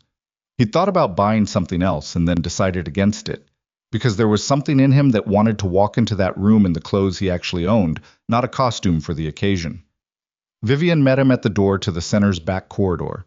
She was in a dark gray suit that was not quite black, and she looked composed. Not calm, exactly. Composed, like something that has been under pressure long enough that the pressure has become a structural part of it. "How are you?" she asked. "Ready," he said. "You?" She looked at him for a moment. "Dr. Sandhu's report is loaded on the presentation system. The evidence archive is there as a secondary display layer. I've tested it twice." She paused. "Marcus is already in the room. Park hasn't arrived. Ellery is here." "Voss?" "Richard Voss." She said the name with a different quality than the others. "He called me last night." Logan looked at her. "He wanted to know what I had," she said. "He's not part of it. He figured out about 2 days after the meeting that something was wrong, and I think he's been trying to decide which way to jump." She paused. "I told him everything. He'll support the presentation from the floor." "You trust him?" "I trust that he's afraid of being on the wrong side of this, and that's enough." She glanced toward the entrance to the main hall. "Logan, whatever happens in there, the evidence is solid. Sandhu's independent verification is bulletproof. Marcus can try to contest it in the room, but he can't make it disappear." "I know." Stay near the technical system. If there are questions about the access logs or the credential structure, I'll open the floor to you." He nodded. She looked at him for one more second. "Ready," she said. Not a question. "Ready," he said. She pushed through the door into the hall. He followed. The room was already full of the noise of 300 people in a space where something important was about to happen. A lower, more charged version of the ordinary meeting hum, the sound of people who sensed something in the agenda that wasn't on the official document. Logan found the technical station to the left of the main stage and stood there and looked at the room. Marcus Hale was in the second row. He sat with the same settled certainty he'd carried into every room Logan had ever seen him in. But when his eyes found Logan, and they did, within seconds, something in that certainty shifted. Just slightly, just enough. Logan held his gaze. Then Vivian Hart walked to the podium, and the room went quiet, and everything that had been building for 6 days, for 3 weeks, for 30 months of quiet theft, and 1 night of deliberate destruction, came to the single point of this moment, this room, this morning. She set her notes on the podium. She looked out at the room. She said, "I want to start by telling you the truth about what happened last week." The room went quiet. The way rooms go quiet when something shifts. Not a sudden hush, but a settling, like water finding its level. 300 people, most of them in expensive suits, most of them holding coffee cups or pens or phones, all of them stopping whatever small thing they'd been doing and turning toward the woman at the podium. Vivian let the silence hold for exactly 1 beat longer than was comfortable. Then she said it again, differently. "I want to start by telling you the truth. Not the statement that was drafted for today, not the version that went out to the press last week. The truth. Which is going to take a few minutes, and I'm asking you to stay with me for all of it." In the second row, Marcus Hale did not move. He sat with his hands folded on his knees and his face arranged into an expression of professional neutrality that was, Logan thought from his position at the technical station, a genuinely impressive performance under the circumstances. Vivian began. She didn't start with the evidence. She started with Logan. Not dramatically. She didn't frame it as a human interest story or use the language of injustice, which would have sounded like advocacy, and let people dismiss it as such. She stated it as a sequence of facts. A systems technician named Logan Mercer had run a routine diagnostic on the backup server approximately 3 weeks before the breach. He had identified anomalous transaction activity. He had reported it through proper internal channels. That report had been buried. 3 weeks later, when a cyber attack was executed, the access logs had been manipulated to implicate Logan Mercer, and he had been terminated within hours based on forensic conclusions that were, at minimum, incomplete, and had been produced by a team that reported directly to the same executive whose name appeared on the fraudulent authorizations. The room absorbed this in the way audiences absorb something that doesn't fit their existing mental model, slowly, with a particular quality of tension, like a structure that's been asked to hold more weight than it was designed for. Someone in the fourth row said, audibly, "What?" Vivian moved on. She pulled up the first slide. Dr. Sandhu's transaction timeline. Clean, formatted, 61 data points across a 30-month arc, each one annotated with source documentation. She walked through it methodically. She did not editorialize. She let the numbers describe themselves, which they did with the particular eloquence of numbers that have been organized by someone who knew exactly what story they told. 7 shell vendor accounts. Total unauthorized transfers in the range of $4.8 to $6.2 million, depending on which fiscal interpretation you applied. Payments authorized by a single signature across all 7 accounts. The signature belonged to Marcus Hale. She clicked to the next slide. The vendor payment authorization documents, photographed in Brian Cho's office files, filled the screen. Marcus's signature, 7 times, in the neat backward slant of someone who'd been signing documents for 20 years. Beside each signature, the vendor name. Beside each vendor name, the shell company registration number. Beside each registration number, the corresponding physical address. None of these vendors, Vivian said, appear in Hartwell's official vendor registry. None of them passed standard procurement review. Each payment was embedded within budget categories that would not trigger automated compliance flags at the transfer amount level. She paused. The design is sophisticated. It took a forensic accountant 3 days of dedicated analysis to map completely. It was not designed to be found. She clicked again. Sandra Park's financial disclosure form appeared on the screen. Page 9. The limited partnership entry, the registered address, the direct match to one of the shell vendor accounts. Vivian read the relevant section aloud. Then she clicked to Thomas Ellery's disclosure. Page 4. The advisory fee arrangement. the entity registration number, the match. The room had developed a particular sound, not voices, not movement, but the aggregate noise of 300 people breathing in a space where the air had become somehow denser. In the second row, Marcus Hale unfolded his hands. He placed them flat on his knees, which was a small movement that Logan noticed because he'd been watching for exactly the moment when Marcus's composure would begin to cost him something visible. There it was. From the left side of the hall, a hand went up. An older man, silver-haired, in the institutional investor section. "Ms. Hart," his voice was controlled but not entirely, "are you representing that members of this board participated in a coordinated financial fraud?" "I'm presenting independently verified evidence," Vivian said. "The representation belongs to the data." "Who verified this independently?" "Dr. Priya Sandhu, Forensic Accounting, Chicago. Her full 68-page report is available to any investor or legal representative who requests it. The report was completed 4 days ago and has not been modified since." She looked at the room. "A copy was delivered to the FBI field office yesterday afternoon." The sound in the room changed again. It wasn't chaos. It would later be described in news coverage as chaos, but that wasn't what it was. It was the sound of institutional comprehension, which moves differently from individual comprehension. Slower to start, but once it starts, very hard to stop. David Marsh, head of legal, stood up from his seat along the right wall. "Ms. Hart, I need to advise." "David, please sit down," Vivian said. Her voice was not unkind. "I need to finish." He stood there for a moment, visibly calculating. Then he sat. She clicked to the next section. The credential flag. The 13-minute dual location window that the forensics report had omitted.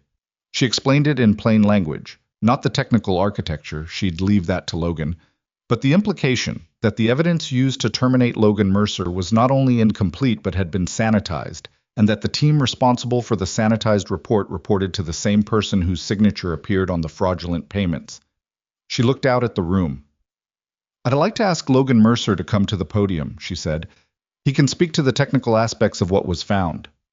Logan had known this moment was coming and had still not been entirely prepared for it. 300 faces. 300 people, most of whom had never heard his name before this morning, all of them looking at him now as he moved from the technical station toward the podium. I was aware of his jacket, the funeral jacket, the interview jacket, and of the fact that he had not slept especially well for a week, and of the fact that the most powerful person in the room, based purely on the institutional calculation of who controlled what, was sitting in the second row watching him walk. He didn't look at Marcus. He reached the podium.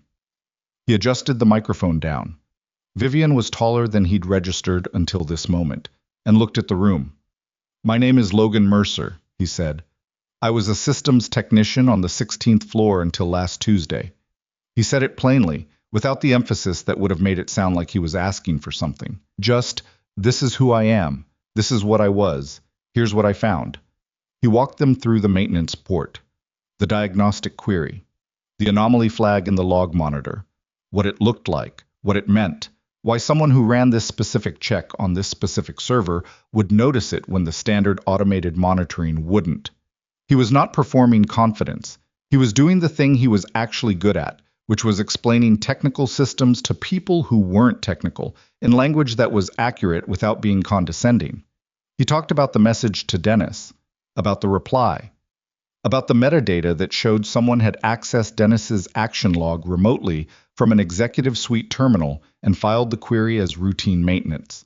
He talked about the maintenance port access from Naomi Chen's conference room, about the physical log files that the breach cleanup hadn't reached, about the 61 transaction entries, the timestamp patterns, the query script he'd written that had kept running after he saved the initial excerpt, capturing a wider sample that had been sitting on an old physical drive for 3 weeks because the drive was too outdated to sync in real time.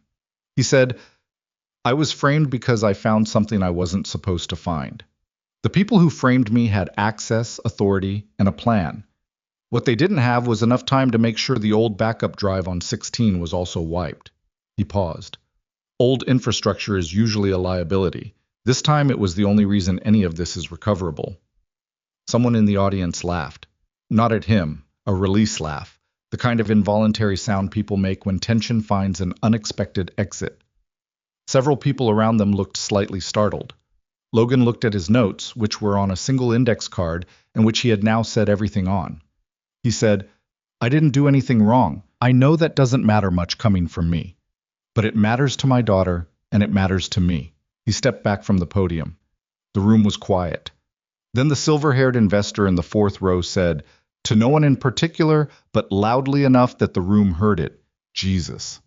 What happened next was not a single moment, but a compression of many moments, which was how real disruptions worked. Not a clean break, but a rapid sequence of dominoes, each one setting off the next before you'd fully registered the first. Marcus Hale stood up. He did it with the composure of a man who had been in difficult rooms before, and who understood that the way you carried yourself in the first 10 seconds of a crisis often determined how the next 10 minutes went. He stood, straightened his jacket, and said, "I'd like to respond to the claims that have been made." Vivian, back at the podium, said, "The floor is yours."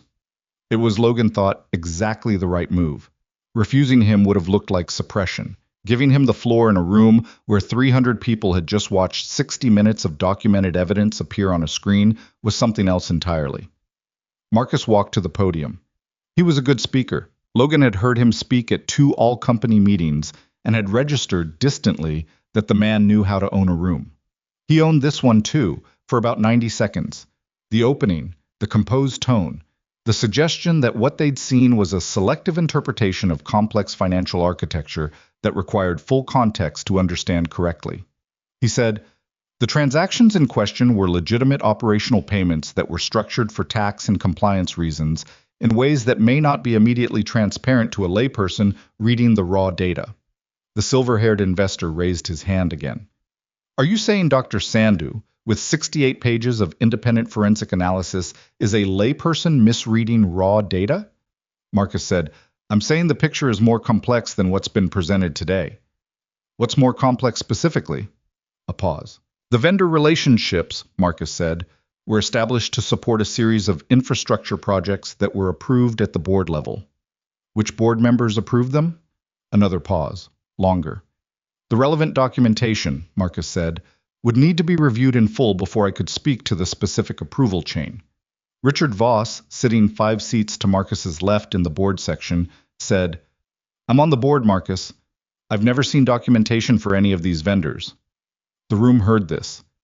The room was very good at hearing things by now. Marcus looked at Voss. Something passed between them. The particular look of 2 men who have been professional colleagues long enough to have a shared language, and one of them has just said something in that language that cannot be unsaid. "Richard," Marcus said. His voice was still even, but the evenness had developed an edge. "I'd suggest we take this conversation to a more appropriate setting." "We're in front of the shareholders," Voss said. "I'd say this is exactly the appropriate setting." He looked at the room. Not at Vivian, at the investors, the people whose money this was. "I want to be on record that I have no knowledge of these transactions, and that I support a full independent review." Sandra Park had not said a word. Logan looked at her from his position at the technical station. She was looking at the table surface in front of her with the focused attention of someone who has decided that the only safe thing to do right now is exist as quietly as possible. Thomas Ellery had his phone in his hand and had been looking at it for the last 4 minutes. David Marsh had his eyes closed, which was either meditation or despair. A woman Logan didn't recognize in the investor section stood up without being recognized and said loudly, "I'd like to make a motion that trading in Hartwell shares be suspended pending a full independent audit and the involvement of federal investigators." Someone across the room seconded it before she'd finished the sentence. The shareholders' meeting dissolved into something that was not quite a vote and not quite a riot, but occupied a particular institutional space between them. A rapid, overlapping series of voices, motions, demands, counter-arguments, phone calls happening simultaneously as people pulled out devices and started making calls they'd needed to make for the last 20 minutes. The room's official procedure broke down almost immediately, not from hostility, but from the sheer pressure of 300 people all processing the same information and reaching the same destination by slightly different routes. Vivian did not try to control it. She stood at the edge of the stage and watched it, and Logan, from the technical station, watched her watching it. She looked, he thought, like someone who had done a difficult and necessary thing and was now standing in the aftermath of it and had not yet decided how she felt. Not triumphant, not relieved, Present.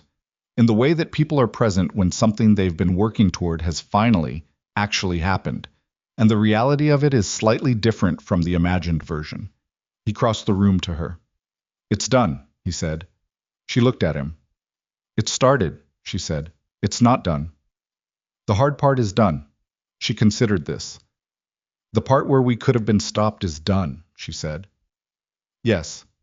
Marcus Hale had not left the room. He was standing near the second row with his phone pressed to his ear, his back to most of the room, his voice too low to hear. His composure was still intact, technically. He was upright, his jacket was still straight, but there was something different in the way he was standing. The settled certainty was gone. What was there instead was the focused, rapid calculation of someone reassessing a situation that had changed faster than they'd planned for. Logan watched him for a moment. He didn't feel satisfaction, exactly. He felt something more like the release of pressure, the particular physical sensation of putting down something you've been carrying long enough that you'd stopped noticing the weight. Federal investigators arrived at the Hartwell Tower at 12:47 that afternoon. Logan knew the approximate timing because Vivian texted him at 12:51. They're here. He was at Westfield Elementary picking up Lily, because it was a regular pickup day, and because one of the things Logan had decided in the preceding week was that whatever happened, Lily's schedule would not bend to it. She'd had enough bending. He was there at 3:15, on the sidewalk, same as always, when she came through the doors. She found him immediately. She always did. How was it? She asked. It went okay, he said. She looked at his face. How okay? Pretty okay. She took his hand. They walked to the train station. Is it over? She asked. The first part, he said. The next part is going to take a while. The kind of while where other people do most of it. What other people? People whose job it is. She was quiet for half a block. Dad, she said. Yeah. Is Vivian going to be okay? He looked down at her. The question surprised him. Not that she'd asked it, but the particular shape of it, the fact that she'd been thinking about Vivian in a way that had generated concern. Yeah, he said. She's going to be okay. She seemed like she needed someone, Lily said, with the blunt accuracy of a child who had not yet learned to soften observations. When we were in her office, she seemed like she was being very strong, but she was also kind of alone. Logan held her hand and walked. Yeah, he said, after a moment. She was. The federal investigation moved faster than Logan had expected, which Vivian told him later was attributable to two things. The independent forensic report, which gave the FBI a fully organized evidentiary foundation to work from, rather than raw data they'd need to interpret themselves, and the fact that Richard Voss, once he'd decided which side of history he intended to be on, had been cooperative with investigators in ways that proved extremely valuable. Marcus Hale was placed on administrative leave 48 hours after the shareholders' meeting, pending the outcome of the federal inquiry. Sandra Park resigned from the board 3 days later, which was not the same as admitting anything, but was also not nothing. Thomas Ellery hired 3 lawyers within the first week, which told its own story. The company didn't collapse. That was the part Logan had been uncertain about. Marcus's threat in the hallway had been real, and Vivian had known it was real. But the investors, faced with a choice between a company that had self-reported the fraud and was cooperating with investigators versus a company that had concealed it indefinitely, did what institutional investors generally did when they'd been presented with a clear alternative. They recalculated. The stock dropped 14% in the first 2 days, and then stabilized, and then, over the following 3 weeks, partially recovered as the narrative shifted from fraud scandal to corporate accountability. Vivian spent those 3 weeks doing the thing she was actually built for, which was running a company in difficult circumstances. She gave 2 press statements, both of them brief and accurate, neither of them dramatic. She met with every department head individually. She established an interim board structure while the investigation was ongoing. She did not sleep much, but she slept more than she had in the week before the meeting. Logan spent those weeks in something closer to suspension. His name was formally cleared by the company on the 5th day after the shareholders' meeting, a brief internal communication, and then a slightly longer external statement, both of which HR sent him by email with a note from Patricia Holt that said, In the particular language of institutional apology that had been reviewed by legal, that Hartwell Systems regretted the circumstances that had led to his termination and wished to inform him that his employment record had been corrected to reflect that the termination was in error. He read it twice. He made a cup of coffee and read it again. It didn't feel like he'd expected it to feel. He'd expected relief. What he felt instead was a very quiet anger, the kind that surfaces after the crisis is over and you finally have the time and space to feel what you couldn't afford to feel while you were in the middle of it. The anger wasn't explosive. It was just there, steady and low. A recognition of what had been done to him and what it had cost, and the fact that a corrected employment record, however warranted, was not the same as the week he'd actually lived through. He called his mother, because he hadn't called her since it started, and she'd left 3 voicemails in the past 10 days that he hadn't answered because he hadn't known what to say. She cried, which he'd expected. He told her he was fine, which was approximately true. She asked about Lily, who got on the phone and told her grandmother about the sky bridge on the staircase in elaborate and entirely accurate detail, which was exactly the right amount of normalcy for that particular phone call. He texted Vivian. "It's cleared." She replied within a minute. "I know, I signed off on it this morning." A pause. Then, "I'm sorry it took this long." He typed, "It didn't start with you." Another pause. "I know. I'm still sorry." He looked at that for a moment. Then he put his phone down and went to check on Lily, who had moved from the phone call to an elaborate drawing project at the kitchen table involving what appeared to be several castles and at least one dragon. "What are you drawing?" he asked. "A story," she said, without looking up. "What's the story about?" "A knight and a queen," she said. "They fight a dragon together. The dragon loses." He looked at the drawing. The knight was a stick figure in what appeared to be armor, carrying a sword. The queen had a cape and was holding something, a shield, maybe, or a book. The dragon was very large and orange and had an expression on its face that conveyed, in Lily's particular artistic language, something between menace and mild confusion. "Who wins?" he said. She looked up at him with her mother's eyes. "They do," she said. "Together, I just told you." He smiled. It was the first real smile, not the managed kind, not the functional kind, that he'd felt in about 10 days, and it surprised him with how much it cost to hold back the other thing that came with it. "Yeah," he said. Right, together." He sat down at the table across from her and watched her draw. The call from Vivian came 3 weeks after the shareholders' meeting, on a Thursday afternoon while Logan was at the grocery store, standing in the cereal aisle trying to remember whether Lily preferred the oat clusters or the cornflakes and leaning toward the cornflakes because it was 70 cents cheaper.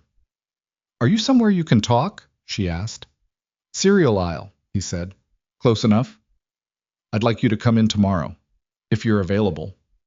He hadn't been back to the Hartwell Tower since the shareholders' meeting. He'd had no reason to go and several good reasons not to, the strongest of which was that walking back into the building where he'd been publicly accused and escorted out with the cardboard box was not something he was ready to do casually. "What for?" he said. "I want to offer you something," she said, "and I'd rather do it in person." He thought about it. "What time?" he said. 10. If that works. That works. He put the cornflakes in the cart. He took the train the next morning and stood outside the tower for a moment before going in. The lobby looked the same: marble floors, security desk, coffee cart, 650 lattes. The plastic chairs near the door were empty. He looked at them for a longer moment than made rational sense, and then he went in. The security desk flagged him for a visitor badge, which he hadn't expected, and which produced a brief bizarre moment where he stood at the desk, giving his name to a guard who was professionally pleasant and completely unaware that Logan had worked here for 6 years and had left under circumstances that were now, in some circles, being described as a corporate scandal of the first order. He took the visitor badge. He wore it. He went to the elevator and pressed 22. The 22nd floor was the same: the reception area, the plants, the desk, where the assistant stood up when Logan came through and said, "Mr. Mercer, Ms. Hart is expecting you. I'll let her know you're here." He waited for 4 minutes.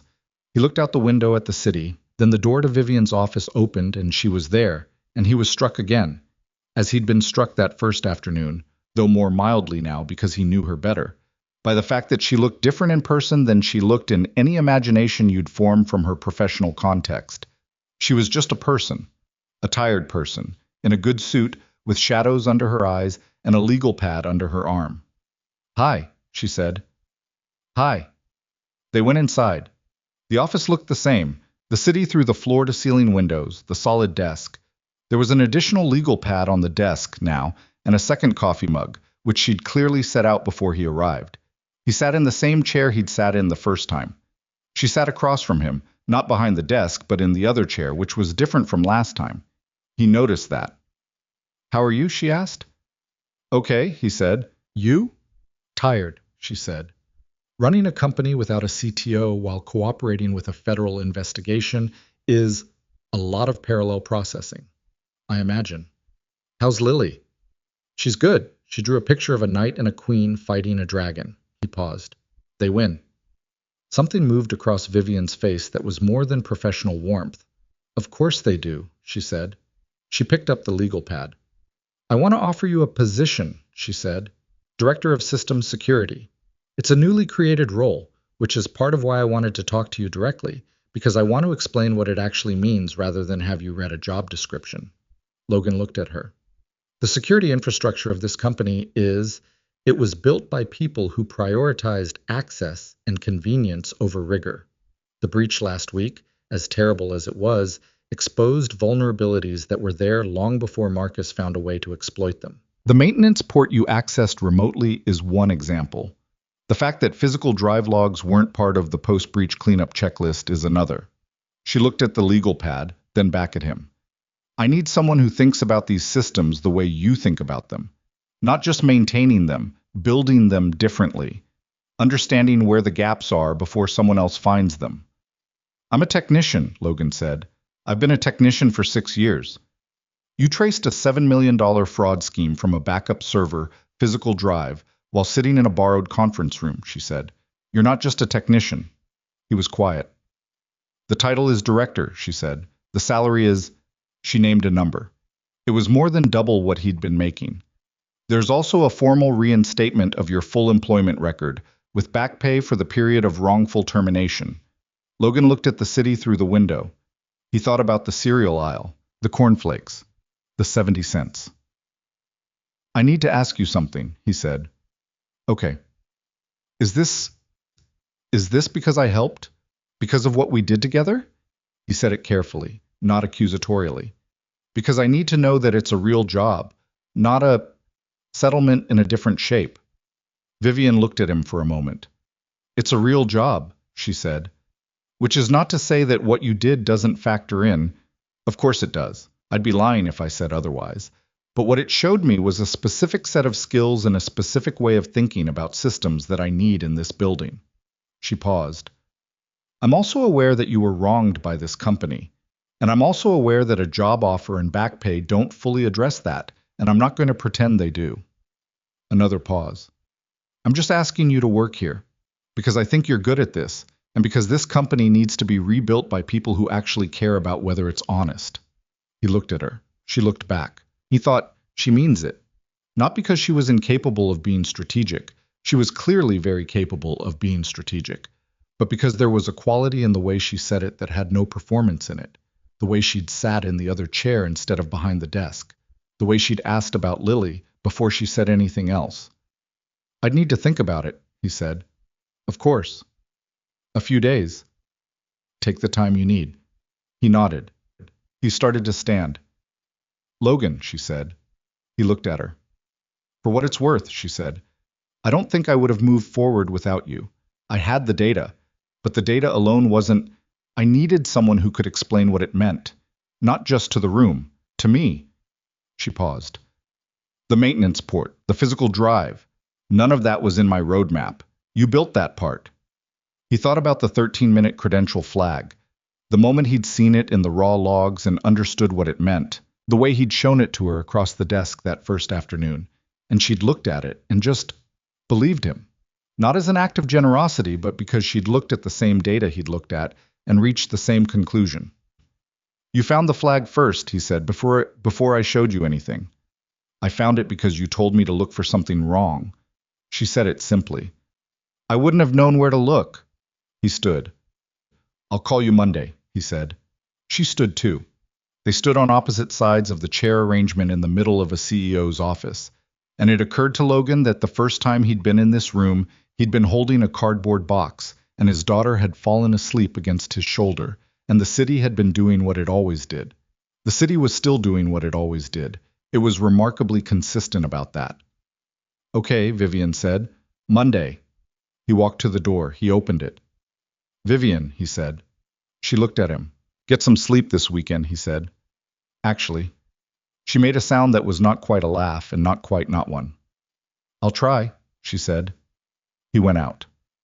He picked Lily up from school that afternoon at the usual time. She came out the door with her backpack bouncing and carrot in the front pocket, ears up, and found him on the sidewalk where he always was. How was your day? She asked. Good, he said. I went to the office. Vivian's office? Yeah. She walked beside him toward the train station, her small hand in his. What happened? She said. She offered me a job. Lily thought about this for a block. Are you going to take it? I don't know yet. Do you want to? He thought about the number Vivian had named, about Director of Systems Security, about building something instead of just maintaining it, about the fact that the maintenance port on the secondary backup server was a security gap that shouldn't exist, and that there were probably 100 others like it scattered through the infrastructure of a building that had been running on convenience for a decade. I think so, he said. Lily nodded like she'd expected this answer. Good, she said. Then you should. That's your entire analysis? You think too much, she said. You always think too much. He looked down at her. Says the person who spent 45 minutes last week deciding which color to paint the dragon in her drawing. That's different. Colors matter. She looked up at him. You should take the job, Dad. He squeezed her hand. They walked down the stairs to the train platform, past Volcano Mountain, through Dragon Country, across the Sky Bridge. And the train came and they got on it and it carried them home through the gray city afternoon. And Logan stood with his hand on the overhead bar and Lily beside him and felt the particular careful weight of a thing that hadn't yet happened but was about to. He thought, Monday. He thought, yeah. He thought, okay. The train moved through the dark of the tunnel and then out into the light, and the city opened up around them, enormous and indifferent, and in the late afternoon, unexpectedly golden. He called her on Monday morning as promised. It was 8:47, which was earlier than he'd planned. He'd meant to wait until 9, to seem like someone who'd thought about it over the weekend in a measured and professional way, which he had. But the thinking had finished itself somewhere around Sunday afternoon, and the waiting had started to feel like pretending. Vivian picked up on the second ring. I'll take it, he said. A pause. Short. Good, she said. I have conditions. Tell me. I need 6 weeks before I start. My daughter's school schedule has some overlap issues in the next month that I need to sort out, and I have some things I need to deal with on my own time first. He paused. Not negotiating conditions, just logistics. 6 weeks is fine. And I want to bring in a full infrastructure audit before I take on any official responsibilities. Not my audit, an external one. So there's a baseline that doesn't have my fingerprints on it before I start touching anything. She was quiet for a moment. That's not a condition. That's just good practice. I know, I wanted to say it anyway. Okay. And he stopped. And? She said. I want it to be a real job, he said. I said this before, but I'm saying it again. I'm not going to be the person you keep around because of what happened. If I'm not doing the work correctly, I need you to tell me. There was a longer pause this time. Logan, she said, I didn't survive 18 months as the youngest CEO in this company's history by keeping people around for sentimental reasons. He almost laughed. Fair enough. 6 weeks, she said. Then you start. Then I start. He hung up and stood in his kitchen for a moment with the phone in his hand, looking at the refrigerator, which had Lily's most recent drawing held up by a magnet she'd picked out herself. A small yellow sun with a face on it. The drawing was the knight and queen piece, the dragon battle, finished now. She'd colored the dragon orange with a red outline and given the queen a blue cape, and the knight, she'd told him, very seriously while presenting it, was wearing silver because silver was the most serious color for armor. He looked at it for a long moment. Then he put his phone down and started making breakfast. The 6 weeks were not quiet. Nothing about the aftermath of something like this was quiet. He understood that intellectually, but hadn't fully felt it until he was living inside it. The federal investigation generated its own bureaucratic weather system, a constant low pressure of requests and interviews and documentation reviews that moved through his life at irregular intervals and required a particular kind of sustained attention that was different from crisis attention. Crisis attention was focused and fast. This was slower and in some ways harder because you couldn't run on adrenaline indefinitely, and the ordinary weight of days kept asserting itself between the official events. He was interviewed 3 times by federal investigators over those 6 weeks. Each interview was in a government office building downtown, in a room with fluorescent lighting and a table that was bolted to the floor, and each one covered the same territory from slightly different angles: the diagnostic, the anomaly, the message to Dennis, the maintenance port access, the evidence compilation. He answered everything they asked as precisely as he could, and each time he walked out of the building, he stood on the sidewalk for a moment and felt the specific exhaustion of someone who has spent 2 hours telling the truth in careful, documented detail about something that was done to them without their consent. He also testified before a federal grand jury, which was a different kind of room and a different kind of attention, and which he'd prepared for extensively with Naomi Chen, who had agreed to represent him personally and who had turned out to be exactly the kind of lawyer you wanted in your corner when you were a systems technician from a 4th-floor walk-up trying to navigate federal proceedings, precise, strategic, and completely unimpressed by institutional authority. Dennis Cho was interviewed as well. Logan didn't know the details of what Dennis said, but Naomi told him that Dennis had been cooperative, which was the legal word for someone who had understood the math of their situation and made the obvious calculation. Dennis had buried Logan's maintenance ticket under instruction. That much became clear. He hadn't been part of the financial scheme itself. He'd been a man who'd received a quiet directive from someone above him and had followed it without asking questions, which was a moral failure but not a criminal one, and the investigation appeared to be treating it accordingly. Logan thought about Dennis sometimes in the way you think about someone who was neither the villain nor the hero of something, but occupied the much more populated middle ground of people who saw something and looked away. He didn't hate Dennis. He also didn't particularly want to see him. Marcus Hale was indicted on 8 counts, including wire fraud, securities fraud, and obstruction of justice, 6 weeks after the shareholders' meeting. Sandra Park was indicted on 4 counts. Thomas Ellery entered into a cooperation agreement that Logan suspected, from the way Naomi described it in general terms, had involved trading something significant for something significantly more lenient. The company's stock had stabilized. The investors who'd threatened to exit had, with a few exceptions, stayed, partly because the market optics of a company that had self-reported and cooperated with investigators were better than the optics of the alternative, and partly because Vivian Hart, in the weeks after the meeting, had given them enough reasons to believe the institution was being rebuilt with more rigor than it had been built with originally. Logan followed all of this from a distance, in the way you follow something that has your name attached to it but is no longer yours to steer. He read the news coverage. He didn't seek it out, but it found him. The financial press, a broader piece in a national paper, a shorter item that mentioned his name and described him as the technician whose routine maintenance work inadvertently exposed the scheme. He read that sentence a few times. Inadvertently was technically accurate. It also missed something. But he wasn't sure what the right word was, and he let it go. He spent the 6 weeks doing the things that had been deferred. He replaced the leaking travel mug. He called the landlord about the water stain on his ceiling, and this time when the landlord said he'd get to it, Logan said specifically that he needed a date and got one, and the ceiling was replastered on a Wednesday in late November while Lily was at school. He painted over it himself, because the landlord's guy had left a slightly different shade of white, and it bothered him in the particular way that small, visible imperfections bother people who spend their professional lives looking for the flaw in a system. He took Lily to the aquarium on a Saturday, which they hadn't done in almost a year. She stood at the jellyfish tank for 12 minutes and said almost nothing, which was unusual, and then turned to him and said very seriously, "I think jellyfish might be the most interesting animal. They've been around for like 500 million years, and they don't even have brains." "What do they have?" he asked. "Just nerves," she said. "They just feel things and move toward them or away from them. That's it." He looked at the jellyfish, drifting. "That's not the worst system," he said. She considered this. "No, she said. I guess not.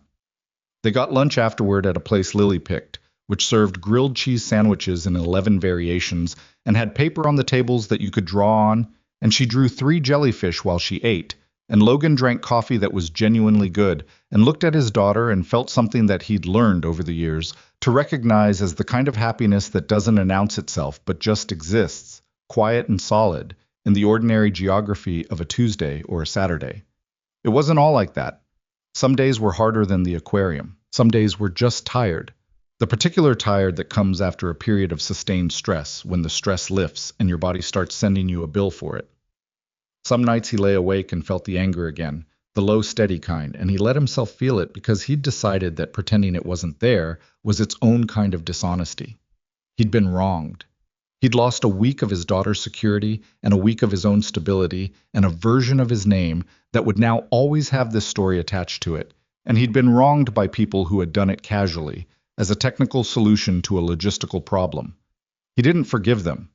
He wasn't sure he needed to. What he did instead was something slightly different, and it took him most of the 6 weeks to identify what it was. He stopped expecting the anger to go away. He stopped treating it as a problem to be solved. It was just a part of the record now, like the water stain, like the funeral jacket, like the way Lily's eyes were exactly her mother's eyes. Some things you live around, some things become structural. On the last Friday of the 6 weeks, the day before he was due to start, Vivian called him at 7 in the evening. The reopening event is tomorrow afternoon, she said. The company's official. I don't know, rebrand isn't the right word. Recommitment. New board structure has been formally ratified. Interim governance is in place. The external audit is complete. We're holding a reception for employees and major stakeholders. A pause. I'd like you there. I start Monday, he said. I know. This isn't work. I don't know what it is exactly. It's the company trying to acknowledge something happened and say something about what it's doing differently. She paused again. I'd like the people who made that possible to be there. Naomi? She'll be there. A few others. Can I bring Lily? There was a beat. Of course, Vivian said. Yes. Okay, he said. We'll be there. The reception was held in the main conference center, the same room where the shareholders' meeting had been, which Logan thought was either a choice with meaning or simply the largest available space, and he decided it didn't matter which. The room had been rearranged. The tiered seating was gone, replaced by standing tables and a small raised stage at one end, and the space was full of people in the particular social register between formal and casual, good clothes, easy conversation, the ambient warmth of a gathering where the official business is secondary to the fact of being gathered. He arrived with Lily at 4:15, which was 15 minutes late because Lily had changed her shoes twice and had a strong and sustained opinion about which jacket was appropriate for a party in an office building. They'd settled on her blue corduroy jacket with the small patch on the elbow, which she'd gotten from a second-hand store 6 months ago, and which was, in her assessment, the correct level of serious without being boring. He'd worn the funeral jacket again. He'd considered buying something else and then decided against it for the same reason he'd decided against it the first time. He wanted to be himself in that room. Not a costumed version. The lobby was different now in a way he couldn't fully name. Same marble, same security desk, same coffee cart. But the energy of it had changed. The lobby of a company in crisis has a particular quality of held breath. This one had let it out. They went up to the 22nd floor where the reception was concentrated.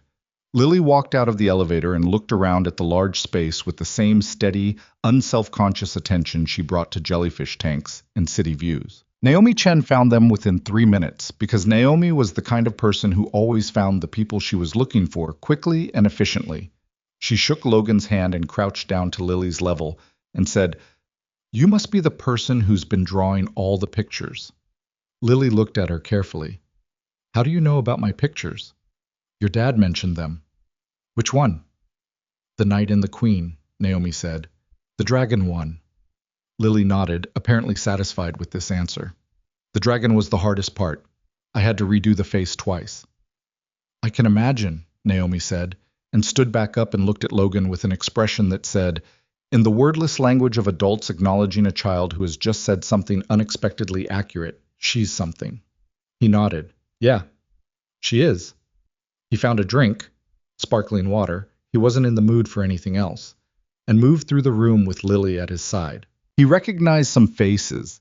Department heads he'd seen in corridors for 6 years, a couple of technicians from 16 who stopped to talk to him with the particular care of people who were aware they'd looked away when they shouldn't have and didn't know how to say so directly. He didn't make it easy for them, and he didn't make it hard. He talked to them the way he'd always talked to them, which was to say, professionally and without a lot of warmth, and he thought that was probably the right calibration. There were people he didn't know, board members from the new interim structure, stakeholders, representatives from the investor firms. There was a woman from the federal prosecutor's office who was there not in an official capacity, but in the loose social way of someone who had worked alongside a situation and was present at the close of it. There was Dr. Sandhu, the forensic accountant from Chicago, who had flown in for the occasion and who Logan had met for the first time that afternoon, and who turned out to be a compact, wry woman in her 40s, who, when he thanked her for the work she'd done, said, "The data did the work. I just organized it." Which was, Logan thought, the most accurate and least self-congratulatory thing anyone had said about any part of this. He was standing near the windows on the east side of the room, the ones that looked out over the same city view he'd seen from Vivian's office on that first afternoon, when he heard Lily make a sound. Not a word, just a small sound of recognition. He looked. Vivian was crossing the room toward them, threading through the gathered people with the particular efficiency of someone who was the host of the event, and had 17 other people to speak to, and had nevertheless identified a specific person to find first. She was in a dark green dress instead of a suit, which was the first time Logan had seen her in something that wasn't a work outfit, and she looked, not different exactly, but less armored. Still composed, still precise, but with the edges slightly less defined in the way that people look when they've put down the performance of the role for an evening. She reached them. "You came," she said. "I said I would." She looked at Lily. Lily looked at her. "Hi," Lily said. "Hi," Vivian said. "I remember your office," Lily said. "The window was very big."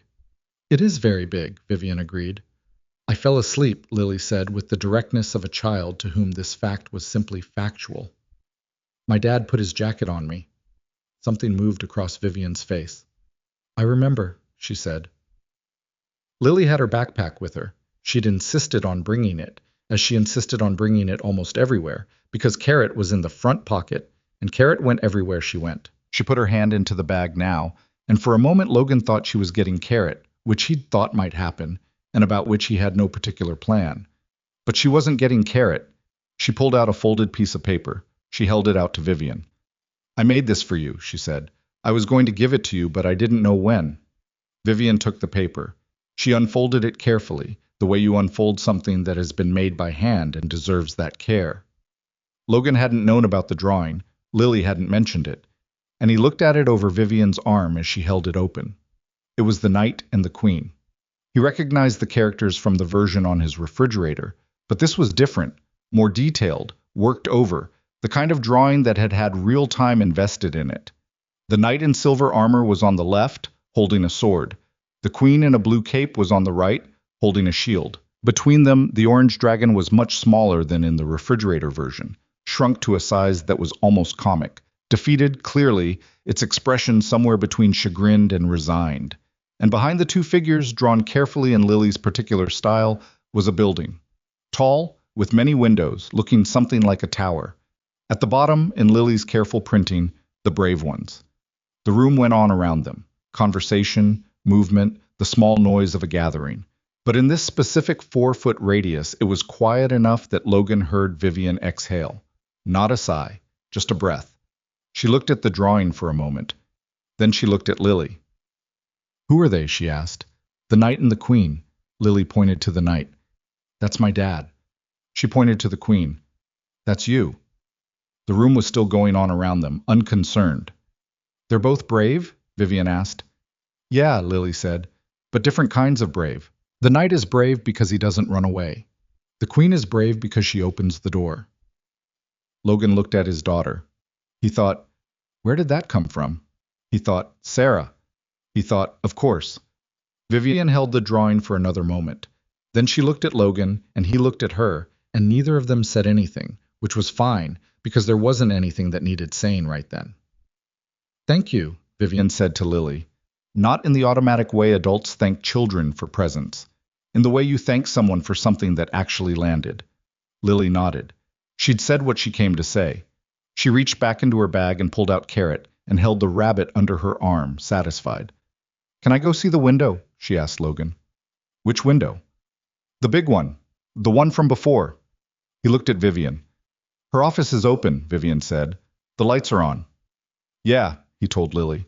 Go ahead. Don't touch anything. She was already walking, Carrot tucked under her arm, heading toward the office door with the purposeful stride of someone who has a destination. Logan watched her go. She's extraordinary, Vivian said. She's 7, he said. She also leaves her shoes in the middle of the floor and once ate cereal for dinner 4 nights in a row and told me it was fine because it has vitamins. Vivian laughed, the real laugh, the short one, the one that had surprised them both the first time. She's still extraordinary, she said. He didn't argue. The reception wound down around 6:30. People gathered their coats, finished their conversations, moved toward the elevators in the natural drift of an event that had run its course. Logan collected Lily from Vivian's office, where she had been standing at the big window for a while, and had drawn a small picture on a notepad she'd found on Vivian's desk, which Logan was quietly horrified about until he saw that the notepad had been blank, and the drawing was a skyline that was actually pretty good. They went down in the elevator. Volcano Mountain, Dragon Country, Sky Bridge, home base. In the lobby, Logan stopped. He looked at the plastic chairs near the coffee cart. He looked at the marble floor, the security desk, the doors to the street.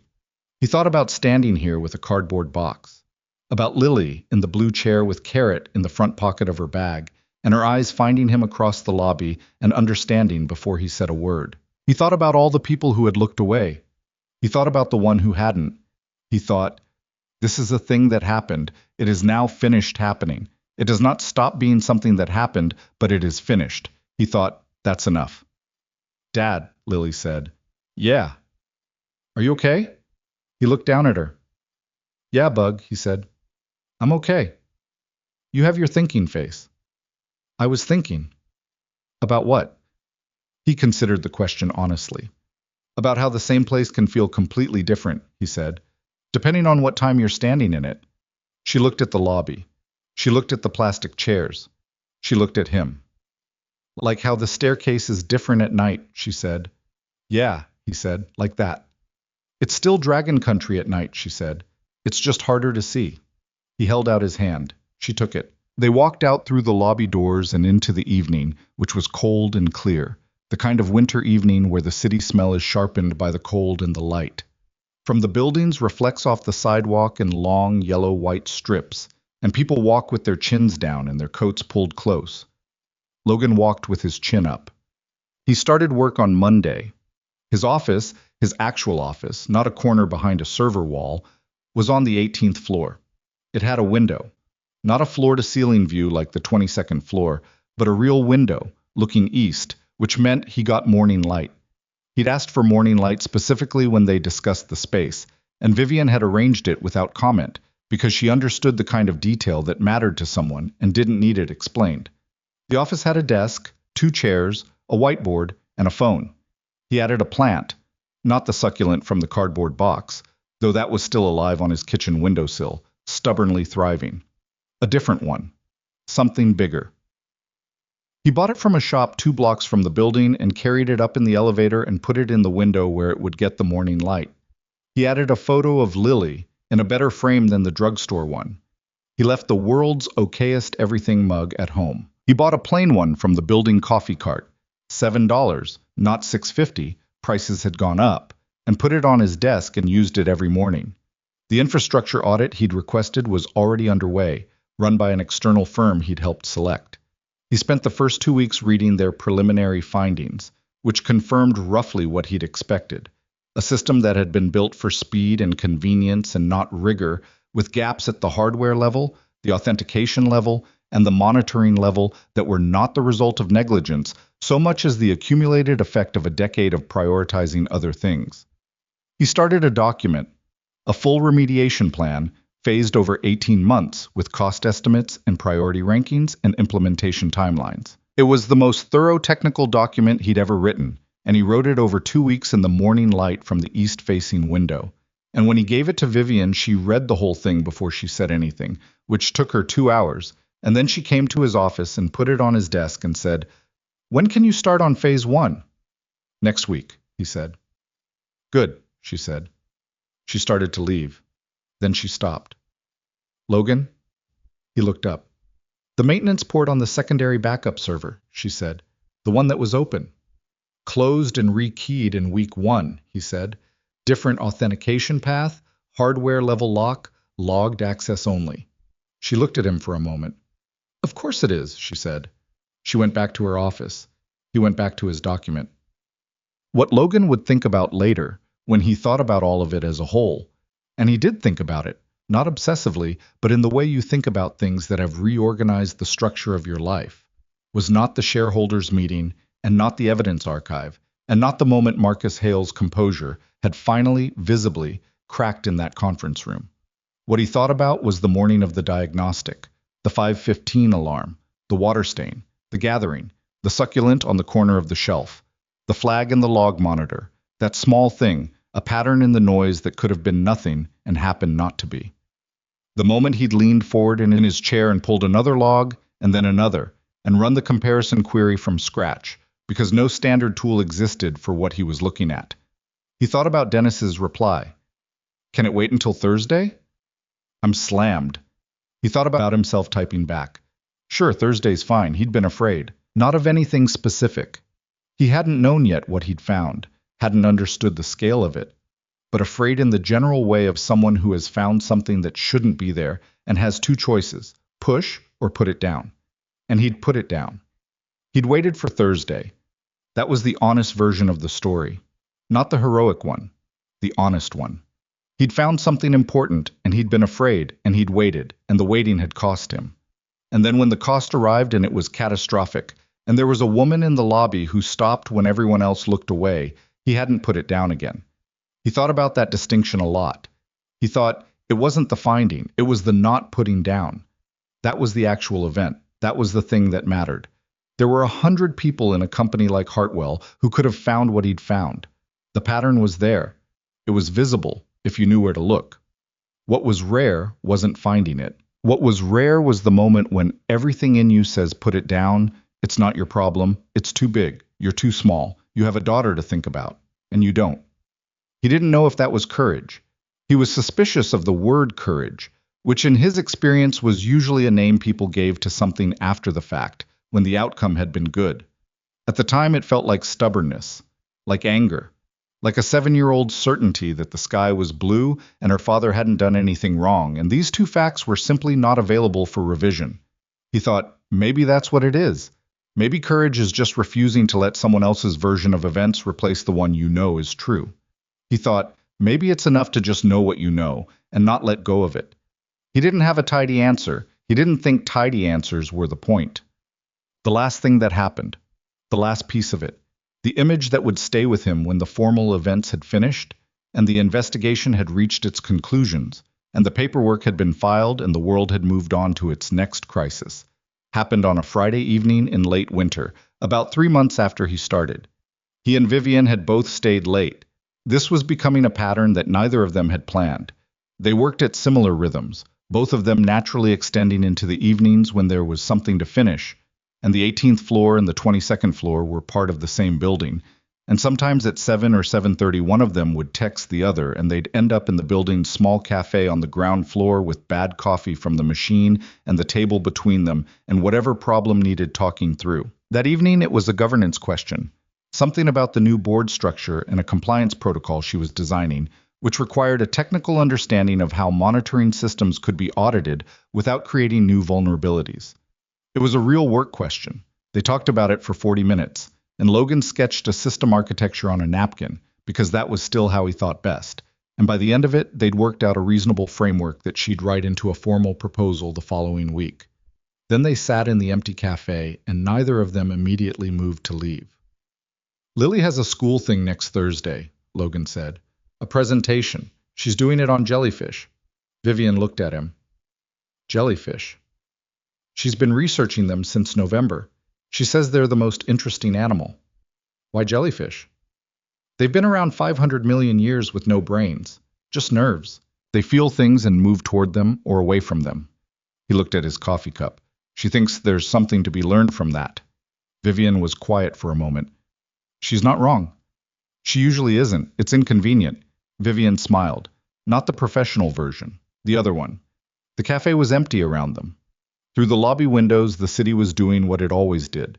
Moving, lit, enormous, and without particular opinion about any of the individual lives contained within it. Logan had come to find this comforting rather than indifferent. The city's consistency was its own kind of stability. Can I ask you something? Vivian said. Yeah. The morning you ran the diagnostic, when you found the anomaly. She looked at him. If Dennis had been available that day, if you'd been able to get into his office and tell him directly, do you think he would have done anything with it? Logan thought about it honestly. No, he said. I think he would have found a way to bury it that felt legitimate to both of us.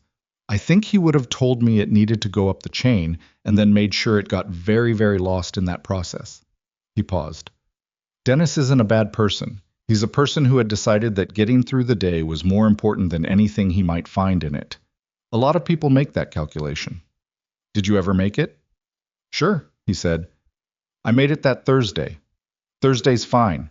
I made it every day for 6 years in a corner desk that I was good enough to have outgrown 3 years in. She looked at him steadily. What changed? She said. He thought about the cardboard box, about the lobby, about Lily in the blue plastic chair. The cost got too visible, he said. It was one thing when the calculation was just about me. When Lily was sitting there and she looked at my face, he stopped, started again. She was going to know. Whatever I did next, she was going to know what kind of person I was. You can't hide that from a kid who is tuned to your frequency. He looked at the table. So I stopped hiding it from myself. Vivian was quiet. That's not a glamorous origin story, he said. No, she said. It's a true one. He looked at her. She was looking at him with that particular quality of attention that was neither analysis nor warmth exactly, but existed somewhere between them, the look of someone who is genuinely interested in another person without needing to use it for anything. He'd come to recognize it. He'd come to understand that it was unusual. Why did you stop? He asked. In the lobby. You could have kept walking. She thought about it. He appreciated that. She actually thought about it rather than giving the ready answer. The report didn't add up, she said. The speed of it, the certainty. In my experience, certainty that fast is usually certainty that someone built on purpose. She paused. And you were carrying a cardboard box through a lobby full of people who were looking at the floor, and your daughter was sitting in a plastic chair watching you. And she stopped. And I recognized something, she said. I don't know how to say this without it sounding. She stopped again. When I became CEO at 30, there were 17 people on the executive floor who thought it was a mistake. Not all of them said so directly. Most of them just arranged things. The way you arrange furniture in a room to make it harder for someone to move through it. Nothing overt, just the accumulated effect of a lot of small decisions made by people who believed the outcome was already written. She looked at her cup. I know what it looks like when someone has been set up to fail. And I know what it looks like when someone who has been set up to fail refuses to act like it. Logan looked at her. You were carrying the box, she said, like you were going to put it somewhere useful. He thought about that for a moment. I didn't feel like that, he said. I know, that's how I could tell it was real. The cafe was quiet. The coffee machine on the counter made a small settling noise. Through the lobby, the city kept going. I should get home, Logan said. Lily has a practice run of the jellyfish presentation tonight, and she needs an audience. How'd the last practice run go? She told me I was asking the wrong questions. Vivian laughed. He gathered his jacket and his bag. He stood. She stayed sitting, her hands around the coffee cup, looking at the table with that expression that was part thought and part something else he didn't have a name for yet. Vivian, he said. She looked up. You stopped, he said, in the lobby, when everyone else looked at the floor. He held her gaze. That mattered. She looked at him for a moment. I know, she said. That's why I did it. He nodded. He walked out through the lobby, the marble, the security desk, the coffee cart, the doors, and into the city, which was cold and clear and not remotely interested in any particular person's story. He walked to the train station with his hands in his pockets and his collar up against the cold, and he went down into the ground and rode the train home through the tunnel and up into the light. Lily was at the kitchen table when he got in, surrounded by index cards covered in jellyfish facts, Carrot sitting on the chair beside her as the designated audience member. "You're late," she said. "I know. I'm sorry." Carrot already heard the first 3 slides. Was Carrot a good audience? She considered this. Carrot asked a lot of questions, she said, about the nervous system part. Smart rabbit. He hung up his jacket. He got a glass of water. He sat down across from her and her index cards and her stuffed rabbit and looked at her with her mother's eyes and her own particular certainty about the world. And he thought, here. He thought, this is it. This is what it was for. Not the job, not the cleared name, not even the justice exactly, though the justice mattered, it mattered very much.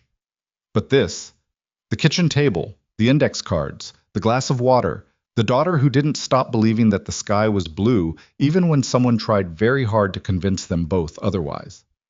This. Okay, he said. Start from the beginning. I'm your audience now. She picked up the first index card. She sat up straight in the chair, the way she'd been taught in class, and she looked at him with complete seriousness. 500 million years ago, she began, jellyfish were already here. He folded his hands on the table. He listened.